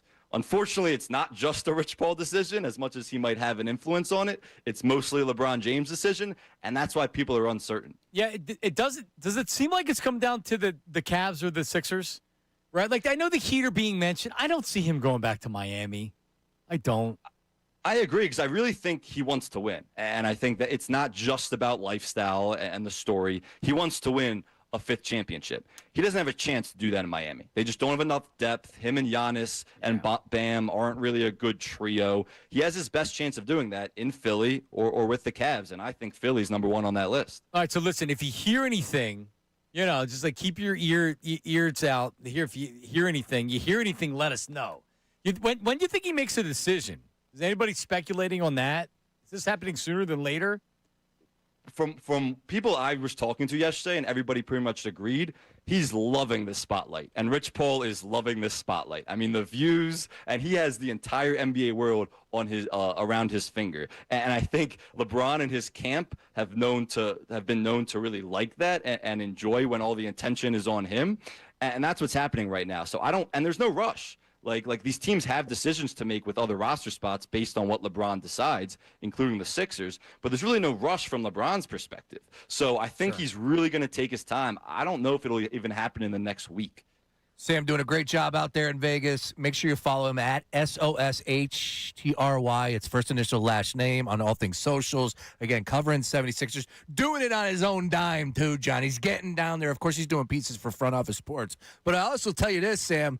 You are in the right place at the right time. Conor McGregor returning to the Octagon tomorrow night in Vegas. How about that? Oh, awesome. Some of my boys texted me this morning that I should go to the McGregor fight. Yeah. I looked at tickets. They were like $1,000. I was like, all right, I'm obviously not going. But I had no idea until they texted me that he was fighting. I feel like there's usually a lot more promo around a superstar like that. Yeah, he's watched. Should tell you a lot, yeah. Yeah, he's watched. He's also an underdog. Yeah. Is he really? Oh, yeah. Big time underdog, Oh, too. really? See, I don't follow it at all. Yeah. All right. Surprise, surprise! All right, Sam, good stuff, buddy. We'll talk to you. Thank you. All right, thanks, guys. Sam Ostry, live from Vegas. That's a good gig, yeah. He was like, dude, they asked me to do a piece, but he's like, I'm going down there, and I'm hitting the ground running. Next year. He's after it. Yeah, look, We're going. There's so much to do down there as far as the business around Summer League. Very cool. All right, so a couple Sixers things here. I was texting Matt Cord asking him if he's going to if LeBron signs, when LeBron signs in Philadelphia, will he come out of retirement? And he said only if Bang Bang Niang also comes with him. In his minivan? Yeah. And then Casey Boy texted. Okay. And said, all right, so who gets announced last? Ooh. So it's obviously VJ first, then Tyrese. Yeah. So who gets announced last? Because Joel Embiid, when he plays, gets announced last. Mm-hmm. Who gets announced last when he doesn't play? I believe it's Maxey. So they rearranged the thing totally? Yeah. Yeah. All right, so who gets announced? When Bron signs with the Sixers, who gets announced last?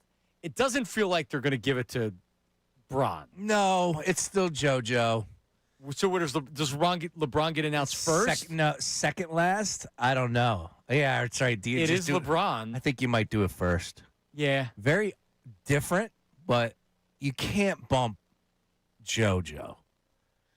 I don't know. I'm sure he'd be fine with being. Oh, yeah. Bring the king. I would kill just to see a tweet from JoJo like, LeBron, come to Philly. Like, come on, man. You used to do that. Just let me know you're Not in. anymore. Let me know you're in, JoJo. Not anymore. All right, so if Joe's out, then who goes last? Maxey? You do Maxey second to last? Because normally they do, don't they do, well, normally they do guards, center, and then forwards, depending on who your star is. You could start out with the forwards, go center, and then guards. With Joel, they go center last. So they go guards, forward, center. But then they rearrange it with Maxey going last. See, I don't pay enough attention to the intros anymore. Yeah, I never knew of it to be locked into guards and, positions. I always felt like it was... Well, so AI was always last. Yeah.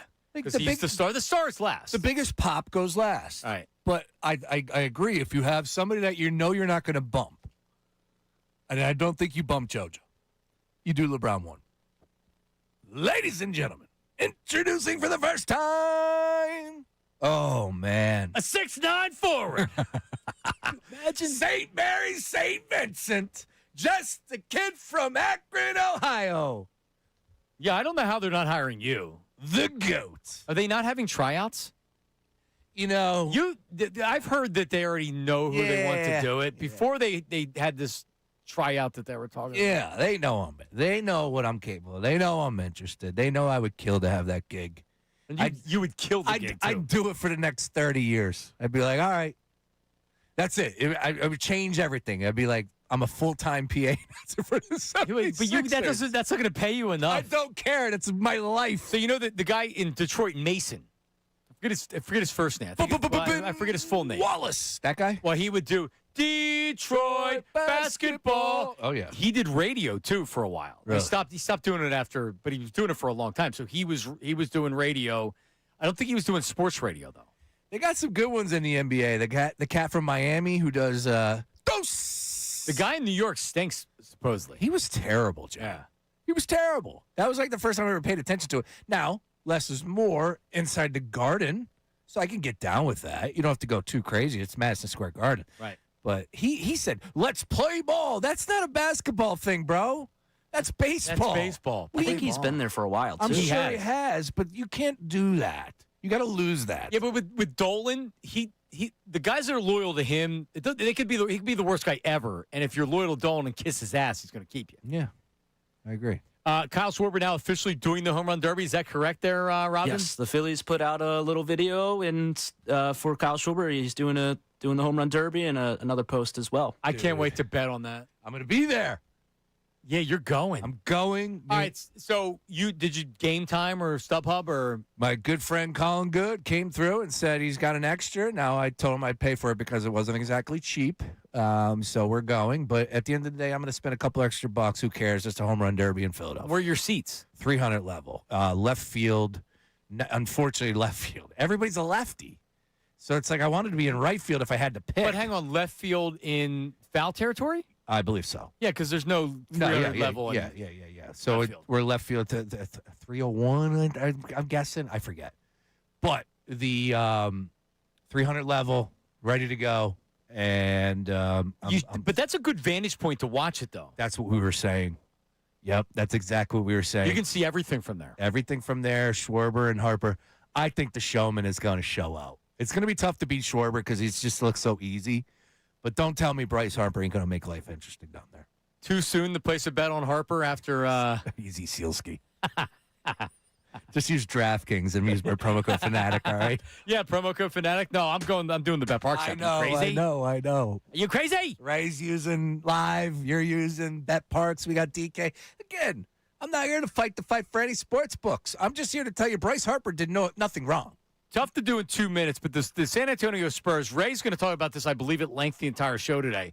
They fired their play-by-play announcer because he cheated on his girlfriend with the sister of a Spurs player. And then Cowherd had said, I didn't realize you get fired for cheating for cheating, for sleeping with a I don't know the details because I don't know the dude. Good-looking cat. But his girlfriend, I guess, went on his Instagram story and put, she put out things saying that I cheated on, this is my girlfriend of 6 years, but I cheated on her with Lauren Waters. And tagged her. So feel free to continue following me if you really think I'm a good guy because I'm not. Mm. And then there was a picture of the guy and this Walters chick kissing.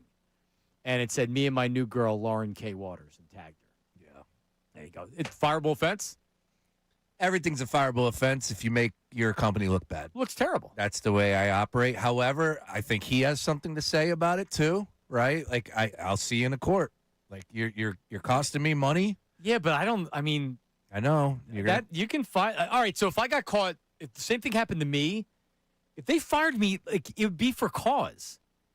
I'm sure there's some clause in his contract where if you get caught doing something like that. Now, he only got caught because his girlfriend put it out there. He didn't do anything to where he got caught. He got caught.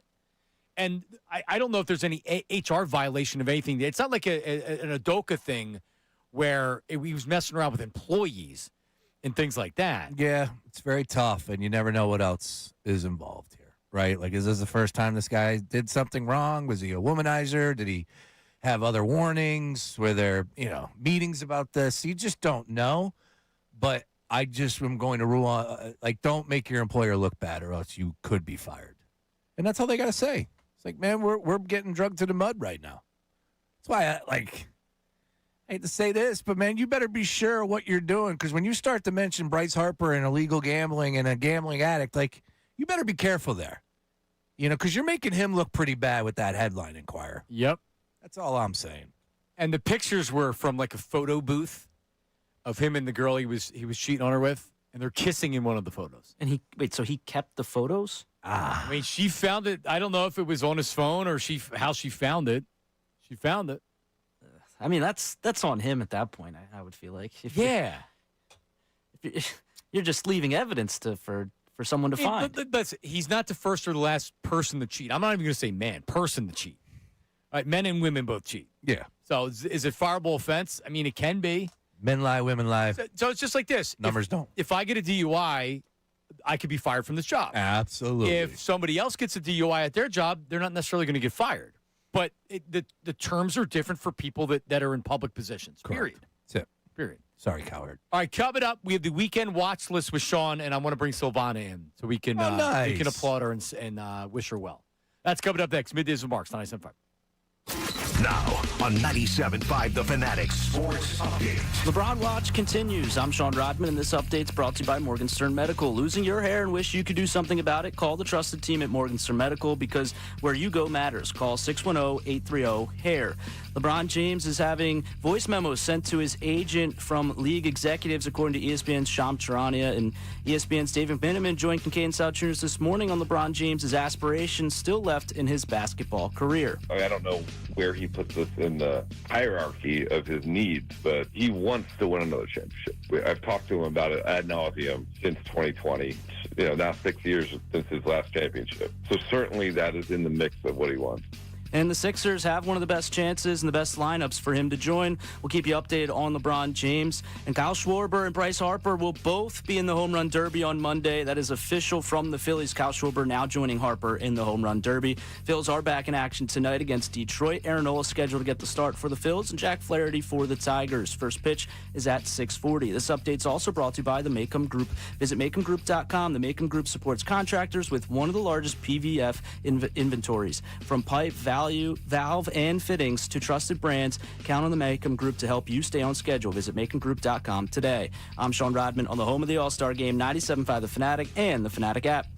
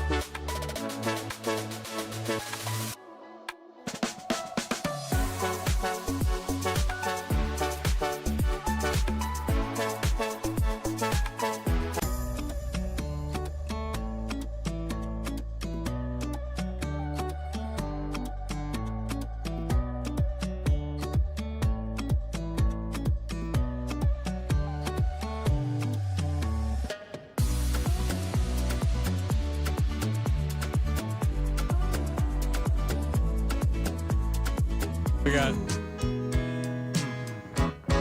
Ambrosia. this is really, really like you're grooving. Oh, yeah. On this one right here. This You're is- just, like chilling, man. You're in the middle of it, man. This is a gummy yacht rock. This is the gummy portion of your yacht rock day. All right, Silvana's going to join us in here. Today is Silvana's last day on the Fanatic. Wow. She announced it yesterday. She's going to come in here before the end of this segment. We want to say goodbye to her. All right? I like that. But before we get to all that, there it is. So strong. About that gummy, though? Yeah, right. That's what you're doing. Like you can't even feel yourself. You're laying on the bring chair. Bring it back up. Bring it back up. Bring it back up. There you go. Just laying on your chair and like, am I out of my body right now? Seagulls are just flying over you. Yeah. There it goes. So good. All right. What do we got going on this weekend, Joe Bryce? Oh, hit me. It's time for the Weekend Watch List. With Sean Brace. Oh, yes. Ladies and gentlemen, boys and girls, bring it down a little bit, Rodman. Thank you. It's time for the Weekend Watch List. So much to choose from. Let's open up with the return of Conor McGregor for the first time in 5 years. Break out those red panties, ladies. The double champ is back Saturday night in Vegas. Here's what I hope. McGregor gets absolutely destroyed. Nobody likes him. Nobody appreciates who he is off the outside the octagon for obvious reasons. Not a good guy. So hopefully Max Holloway, who is favored on DraftKings Sportsbook minus 185, knocks him out. That's what I would like to see. But I'll tell you what, John, I hate to admit it. I'm watching, and I haven't watched UFC in a long time. No? They've decided to do things that I just, like, is it a fight? Or am I watching political conversation? Like, it's crazy what the UFC has turned into. But I'm watching this Saturday night. I will be tuned in for Conor McGregor. And like I said, he is not that good of a fighter. Hasn't fought in 5 years. Has been knocked down and beat up his last couple fights. Hopefully that continues. You know what else continues? The World Cup fever continues. How about that? France has already punched his ticket to the semis. Now the spotlight shifts to the remaining quarterfinals beginning today. Spain and Belgium squaring off in L.A. 3 p.m. Then tomorrow, Norway and England. That's at 5 p.m., followed by Argentina with Leo Messi and Switzerland. Here's my take. Boys, I'm starting to talk myself into England. I'm starting to talk myself into a France-England final, which I think would do astronomical numbers. I think it comes home. Give me England, I believe, plus 470 to win it all right now on DraftKings Sportsbook. Over to the Diamond. Let's open up with the fight-ins. They're on the road in Detroit Rock City. The Tigers, they've won 5 straight to move within 4.5 games of first place in the ALC. Tonight, Nola versus Jack Flaherty. Right-hander Jack Flaherty, 2-8 on the season, 4.60 ERA. He'll get the start. Nola, 3-0 record with a 1.38 ERA and 5 career starts versus the Detroit Tigers. I'm going to go parlay Spain and Tigers tonight. Nola's getting shelled. Oh, no. Whenever he has a good outing, he never follows it up in the Nola. Oh, no. Yep. All right, well, hey, keep an eye on Kevin McGonigal from Delco. The kid's the front runner for Rookie of the Year in the AL, and will be playing on Tuesday night, Citizens Bank Park for the All-Star Game. Pretty cool stuff there. And, of course, we get ourselves a 3-game sample of the young man this weekend. Now, before the All-Star break begins, baseball giving us an amazing treat on Sunday that features some of the best pitching matchups we've got all season. How about this one? Does this wet your whistle? Paul Skeens and the Miz Brew Crew in Pittsburgh taking on the Pirates, but that's not all. Maybe the best of the best with Scooble and Wheeler going head-to-head on Sunday as well. So much to choose from. Wimbledon, Scottish Open, all that and more. That's your weekend watch list right here on Middays with Marks. All right, there you go. Sean Brace. There he is. So a lot going on this weekend, including my anniversary. On Sunday. Wow, I was there when you were there. I was there when you got married. I was there when you got engaged. Correct. So what is it? Anniversary. Well, I don't celebrate that was July 4th. When'd you get married? Engaged. 12 years. Yeah, but what's the date? July 12th. Oh, so you got engaged on 4th of July. 4th of July. Yep. And you got married the next year. Correct. Or a week later. Was it? I forget. Year and 8 days. Oh, gotcha. Yep. Nice work by you. All right, well, Sean, joining us right now in studio. Today is her last day on Unfiltered and 97.5 The Fanatic. Look at this. Silvana Kelleher made an emotional, and you kind of like...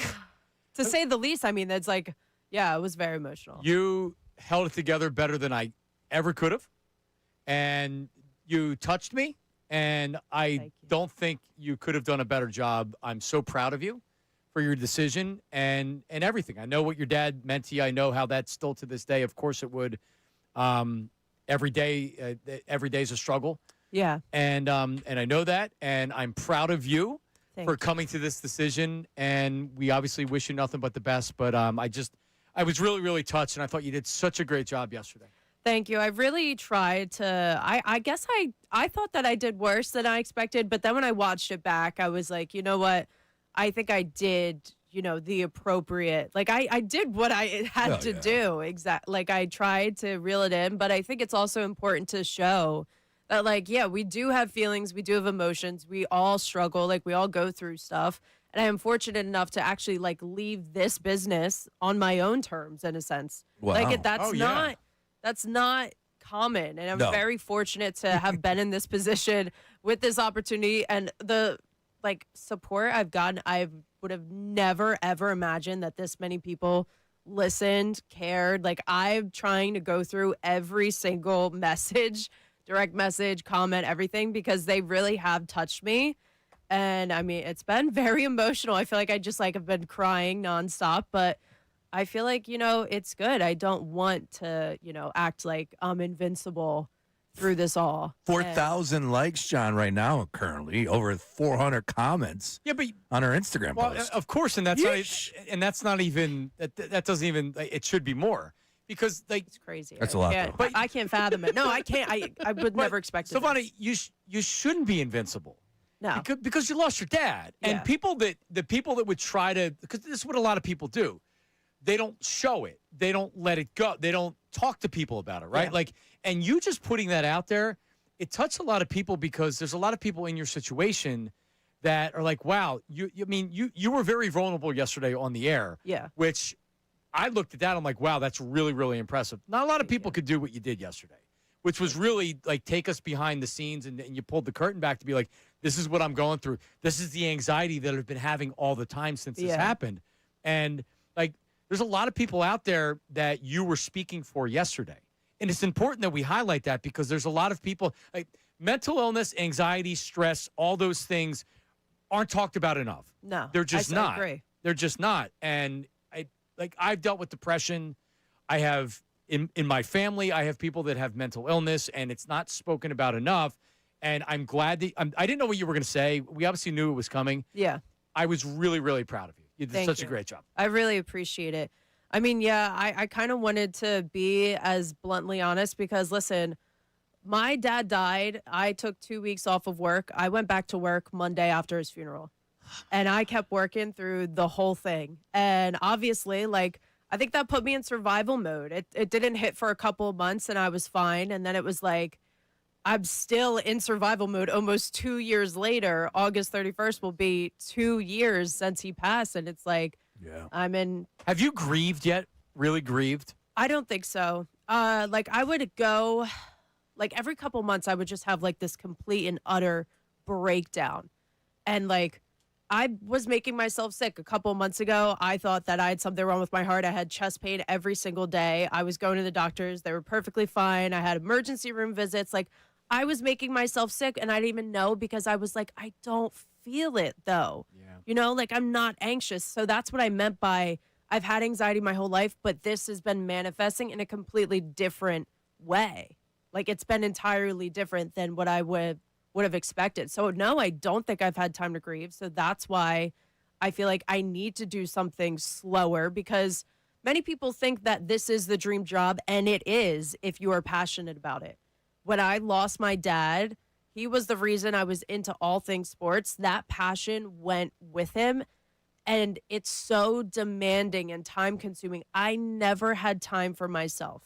I was always reading something, watching a game. I was never able really to enjoy anything anymore because I was so stressed about trying to handle life, but also prioritizing work. And then it's been like almost a year and a half since I was having like all these breakdowns, and I was just like, I need to make a change. Good. Yeah. Because it's about you and your mental health and being happy. Yes. Right? And we know you're going to get there. And whatever you decide to do in life, you're going to be successful. Thank you. Yeah, I have no idea what it's going to be yet, so I have no exciting news. But you know what? That's great. That's great because now, I mean, who knows? Maybe you get back in the media, maybe you don't. Maybe Tommy's business and the family business, maybe you get more involved in that. Maybe you get in the media, maybe you don't. But whatever you do, prioritizing what's going to make you happy and that's what it's all about. Yeah, exactly. It's quality of life. Yeah, and this guy knows more than anything about that. Yes, and I mean, but I also didn't like. Silvana, we obviously follow each other on social media, and seeing your posts that you put out regarding your dad from, like when the Eagles win a Super Bowl, when the Phillies do this, there's constant reminders of your dad because he was your guy, and especially sports. Yeah. And it must have been really hard for you to get this job, and then you almost felt like, I'm sure, at least part of you, like you were doing this for your dad and not for yourself. Exactly, yeah. And it felt like I was letting him down. I was letting down a bunch of people that have always said, you know, like, you're going to do great things and all this stuff. Like, literally, like you said, the Super Bowl, it didn't even really, like, I felt like I couldn't enjoy it because my dad had died that August, and he died before he was 59. And it was Super Bowl 59. Oh, man. And his birthday, he would have been 59 at the time they won the Super Bowl. And it was just like, everything is a constant reminder. But yesterday, like, I went to my mom's house afterwards. And my family's been so amazing. Like, I'm really blessed for you guys, for my family, my friends, even listeners. Everyone has been so kind. Like, really, I'm so shocked. I saw a rainbow when I left above my house. And actually, the day of my dad's funeral, there was a rainbow above my house. So I was like. So for people that don't know, your dad died of brain cancer. Yes, he fought brain cancer for 15 years. When I was graduating college in 2023, it came back. He had a grade 3 anaplastic astrocytoma, and he had a rare IDH mutation, which helped him live for so long. So most of my life, he was actually, after that first year, I don't remember him getting surgery. I don't remember him going through chemo at all. I don't remember him with no hair, but I see pictures, and I have no recollection of it. He had 4 kids. He had brain surgery, and 2 weeks later, he was back to work. My granddad would drive him to and from work with chemo. And I didn't realize at the time how fortunate I was to have him so able-bodied and so with it. Like, when I tell you, this man did not complain once. Even when he was dying, I'd be like, Dad, don't you want, like, pain meds? And he'd be like, okay. But, like, only after I asked him. Like, that was the type of dad he was.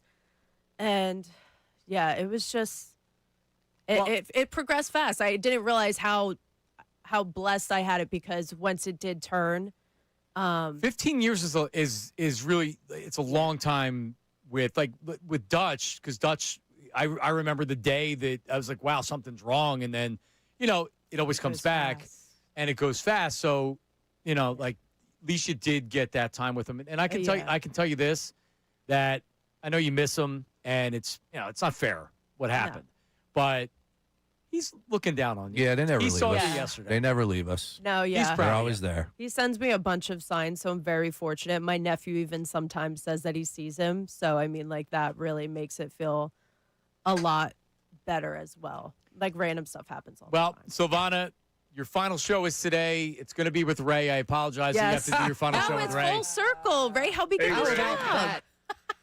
So It's Ray's full circle. the pig that brought you in here? Yes, he was the one who was like, just so you know, John Kincade is having a class at Temple, and I think you should take it. And I was like, I'm already signed up. Get out. I didn't know I wanted to do radio. He was like, you should try radio. I was like, Well, look at you. Yeah. At a very young age, you achieved a lot. And I knew you're you'd be gonna do good. great things. Yeah, Remember we thank connect you. a long time yeah, ago. I know. I wish we had the chance to work together too, but maybe one day. In the Yeah, future. you never know. You're young. I'm old. Maybe. I gotta stop by one of your I gotta rate you as a DJ. There you go. Bring DJ it. Sean Brace. Can Let's you go. DJ my housewarming party? Whatever you need, hit me up. All right, I'm in. Silvana, everybody. Thank Silvana, you, guys. listen, congratulations. Thank you very much. I Very really nice. appreciate it. All right, you got it. There, Silvana wraps it up today, leaving on her own terms, Sean Brace, which a lot of us didn't get to do. We're just going to. That doesn't happen. Not often. She's a smart girl. All right, it is time for the YouTube chat recap. What do we got? Sorry, Rodman, I didn't give you The YouTube chat recap. How about filling us in? Let me tell you something else, man. Watch us live on YouTube every single weekday. I can't lie. Let me tell you something. It's the Middays with Marks YouTube chat recap. Yep. Hit it. Oh, John is dressed like a sleazy landlord who refuses to fix the AC but shows up to collect rent in a Corvette. If Bayless from the chat. That's accurate. The Corvette is a great one, too. I could see that day drinking every day. I want a Corvette. Really? Yeah, I want a fast car. It's the old man in me is coming out. A Corvette? I think I want a Corvette because I can't afford like a Ferrari. I know, but you want to be Corvette guy? Yeah, I do. Just the bucket seats. You know, me and the lady just. So I was considering because I kind of need a new car and I'm not going to get one. But a Corvette? No, I always wanted a Jeep, but I don't like Jeeps. And then I was like, I like the Broncos, the new Broncos. Broncos are dope because you can take the top off. But I'm not going to have a midlife crisis and do it at 50. I'm going to keep the Highlander. All right. But you're going to get a Corvette. Yeah, I'm getting I absolutely will have a Corvette Your one day. Next birthday, I'm going to get you a little Corvette. Thank you. What's next? John looks like he's about to go play NBA Jam in an arcade in 1994. Hey, kids. MBD from the chat. I don't know if this is a 94 look. This is an Express. It's Yacht Rock Friday. Yeah. I have a matching hat. I'm wearing it backwards, but it's matching. I'm wearing black shorts. Yep. I like this shirt. I don't know. I mean, do I look like a sleazy landlord? Maybe. No. I pull it off though. Yeah. No, I think you look fine. Rodman, do I look like a sleazy landlord? I wouldn't go that far. Maybe, but maybe I wouldn't go that far. It's okay. Let's play some NBA Jam though. NBA Jam, I see that one more. I'm in. Really? I do, yeah. Why? The backwards hat? Yeah, I guess so. I don't know. I can't really pinpoint it. Then backwards hat's probably the number one reason, but I will say that back in the day, Challenges Arcade in Willow Grove Park Mall, when NBA Jam became the real thing, it was intimidating waiting to the bigger kids and the older kids to play against them. You had to wait in line. NBA Jam Arcade in the mid-'90s or early 90s. Let's go. What's next? John is dressed like he hangs out at Pac Sun, Philly from the chat. Look like what? Pac Sun. Yeah, it's an old store. Pacific Sunwear. Yep. I mean, all right. Yeah, I might have went to Pacific somewhere some years ago. Yeah, sure. I still go there. I like Sean shops at Tilly's. Even though I think they're out of business. What is that? I don't know Tilly's. I know. Don't I know. buy stuff online from. You don't know Tilly's? No, I don't. It's kind of like a more modern Pacific Sunwear. You can get they have the Nike SBs there. Yeah, there's one in King of Prussia. There was one in Collegeville. They just closed. But yeah, no, I shop online because you can get. I like the SB sneakers, the skateboarder sneakers for Nike, and you can get them cheap. Yep, find good ones. What's next? Ray spills more than a 2-year-old running around with a full cup of water. DeWood from the chat. Hey, Ray. Yeah, Ray should not have any food or drink in that studio, but he always breaks the rules, and kid likes to live dangerously. He's a rule breaker. He is a rule breaker. Yep, that's right. When you look at him, you say, you know what? That guy never follows the rules. What's next? Last one. Well, clearly Harper was working for FanDuel last year. That's why he purposely wasn't elite. Money Mar from the chat. There you go.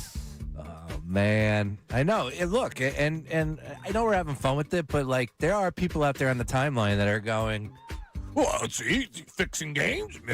Like, oh, shut up. I know, but there's some brain-dead people out there, John, that just But here's the other thing. buy into everything they read. Just keep this in mind.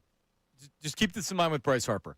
Do you really think that he knew the details of the person he was sending the video to?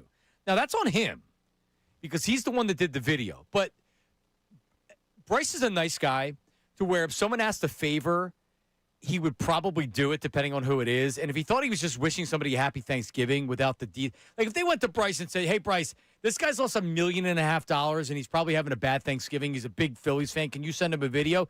He's on freaking Cameo. Here's where I'd start. Get off a Cameo. Yeah, there's no need. No more video. You'll never see Bryce Harper do another video. I can assure you that. Very surprised at that. Speaking of Bryce Harper, yeah, apparently he's floating the idea to Buster Olney that he wants to use a metal bat during the bonus round of the home run derby. Try to kill people? What the hell, Bryce? That would be something. How far could Kyle Schwarber hit a ball with a metal bat? 700 feet. I would think, honestly, he could blast it out in the road, and that would carry on by a live casino. I'd just be worried about liability. Yeah, you could kill somebody. Yeah, legitimately. How fun is that going to be having Schwarber and Harper in the All-Star game? I can't wait. In Philly, that's something, and you're going to be there. That's amazing. Yeah, it's going to be fun. I would rather, we didn't get into this, I'd rather go to the Home Run Derby than the All-Star game. Who was it that was saying they were going on the Home Run Derby? It was somebody that was here. I just think of the introductions for the All-Star game That's would cool. be really cool. But no, man, give me the Home Run Derby. Let's go. I've never seen one live. It's the first. I've never seen an All-Star game, but, you know. Me neither. It's a game. It is. You know who has seen an All-Star game? I believe we have a guy that played in one once. Did Ricky Batalco make an All-Star team? I don't remember. Huh. I don't think he did. I don't think so. The last time the game was in Philadelphia, one Ricky Batalco was an All-Star, and guess what? He's coming up next with Ray. It's the Ricky and Ray show. Hey, Ray. Right here on 97.5 The Fanatic as we pay tribute and say goodbye to Silvana. All right? Dude, have a great weekend. You too, bro. Safe weekend. Rodman, thank you very much. Dutsy, Negative Nate, great job, everybody. Have a great weekend. We'll talk to you next week. See ya. Now,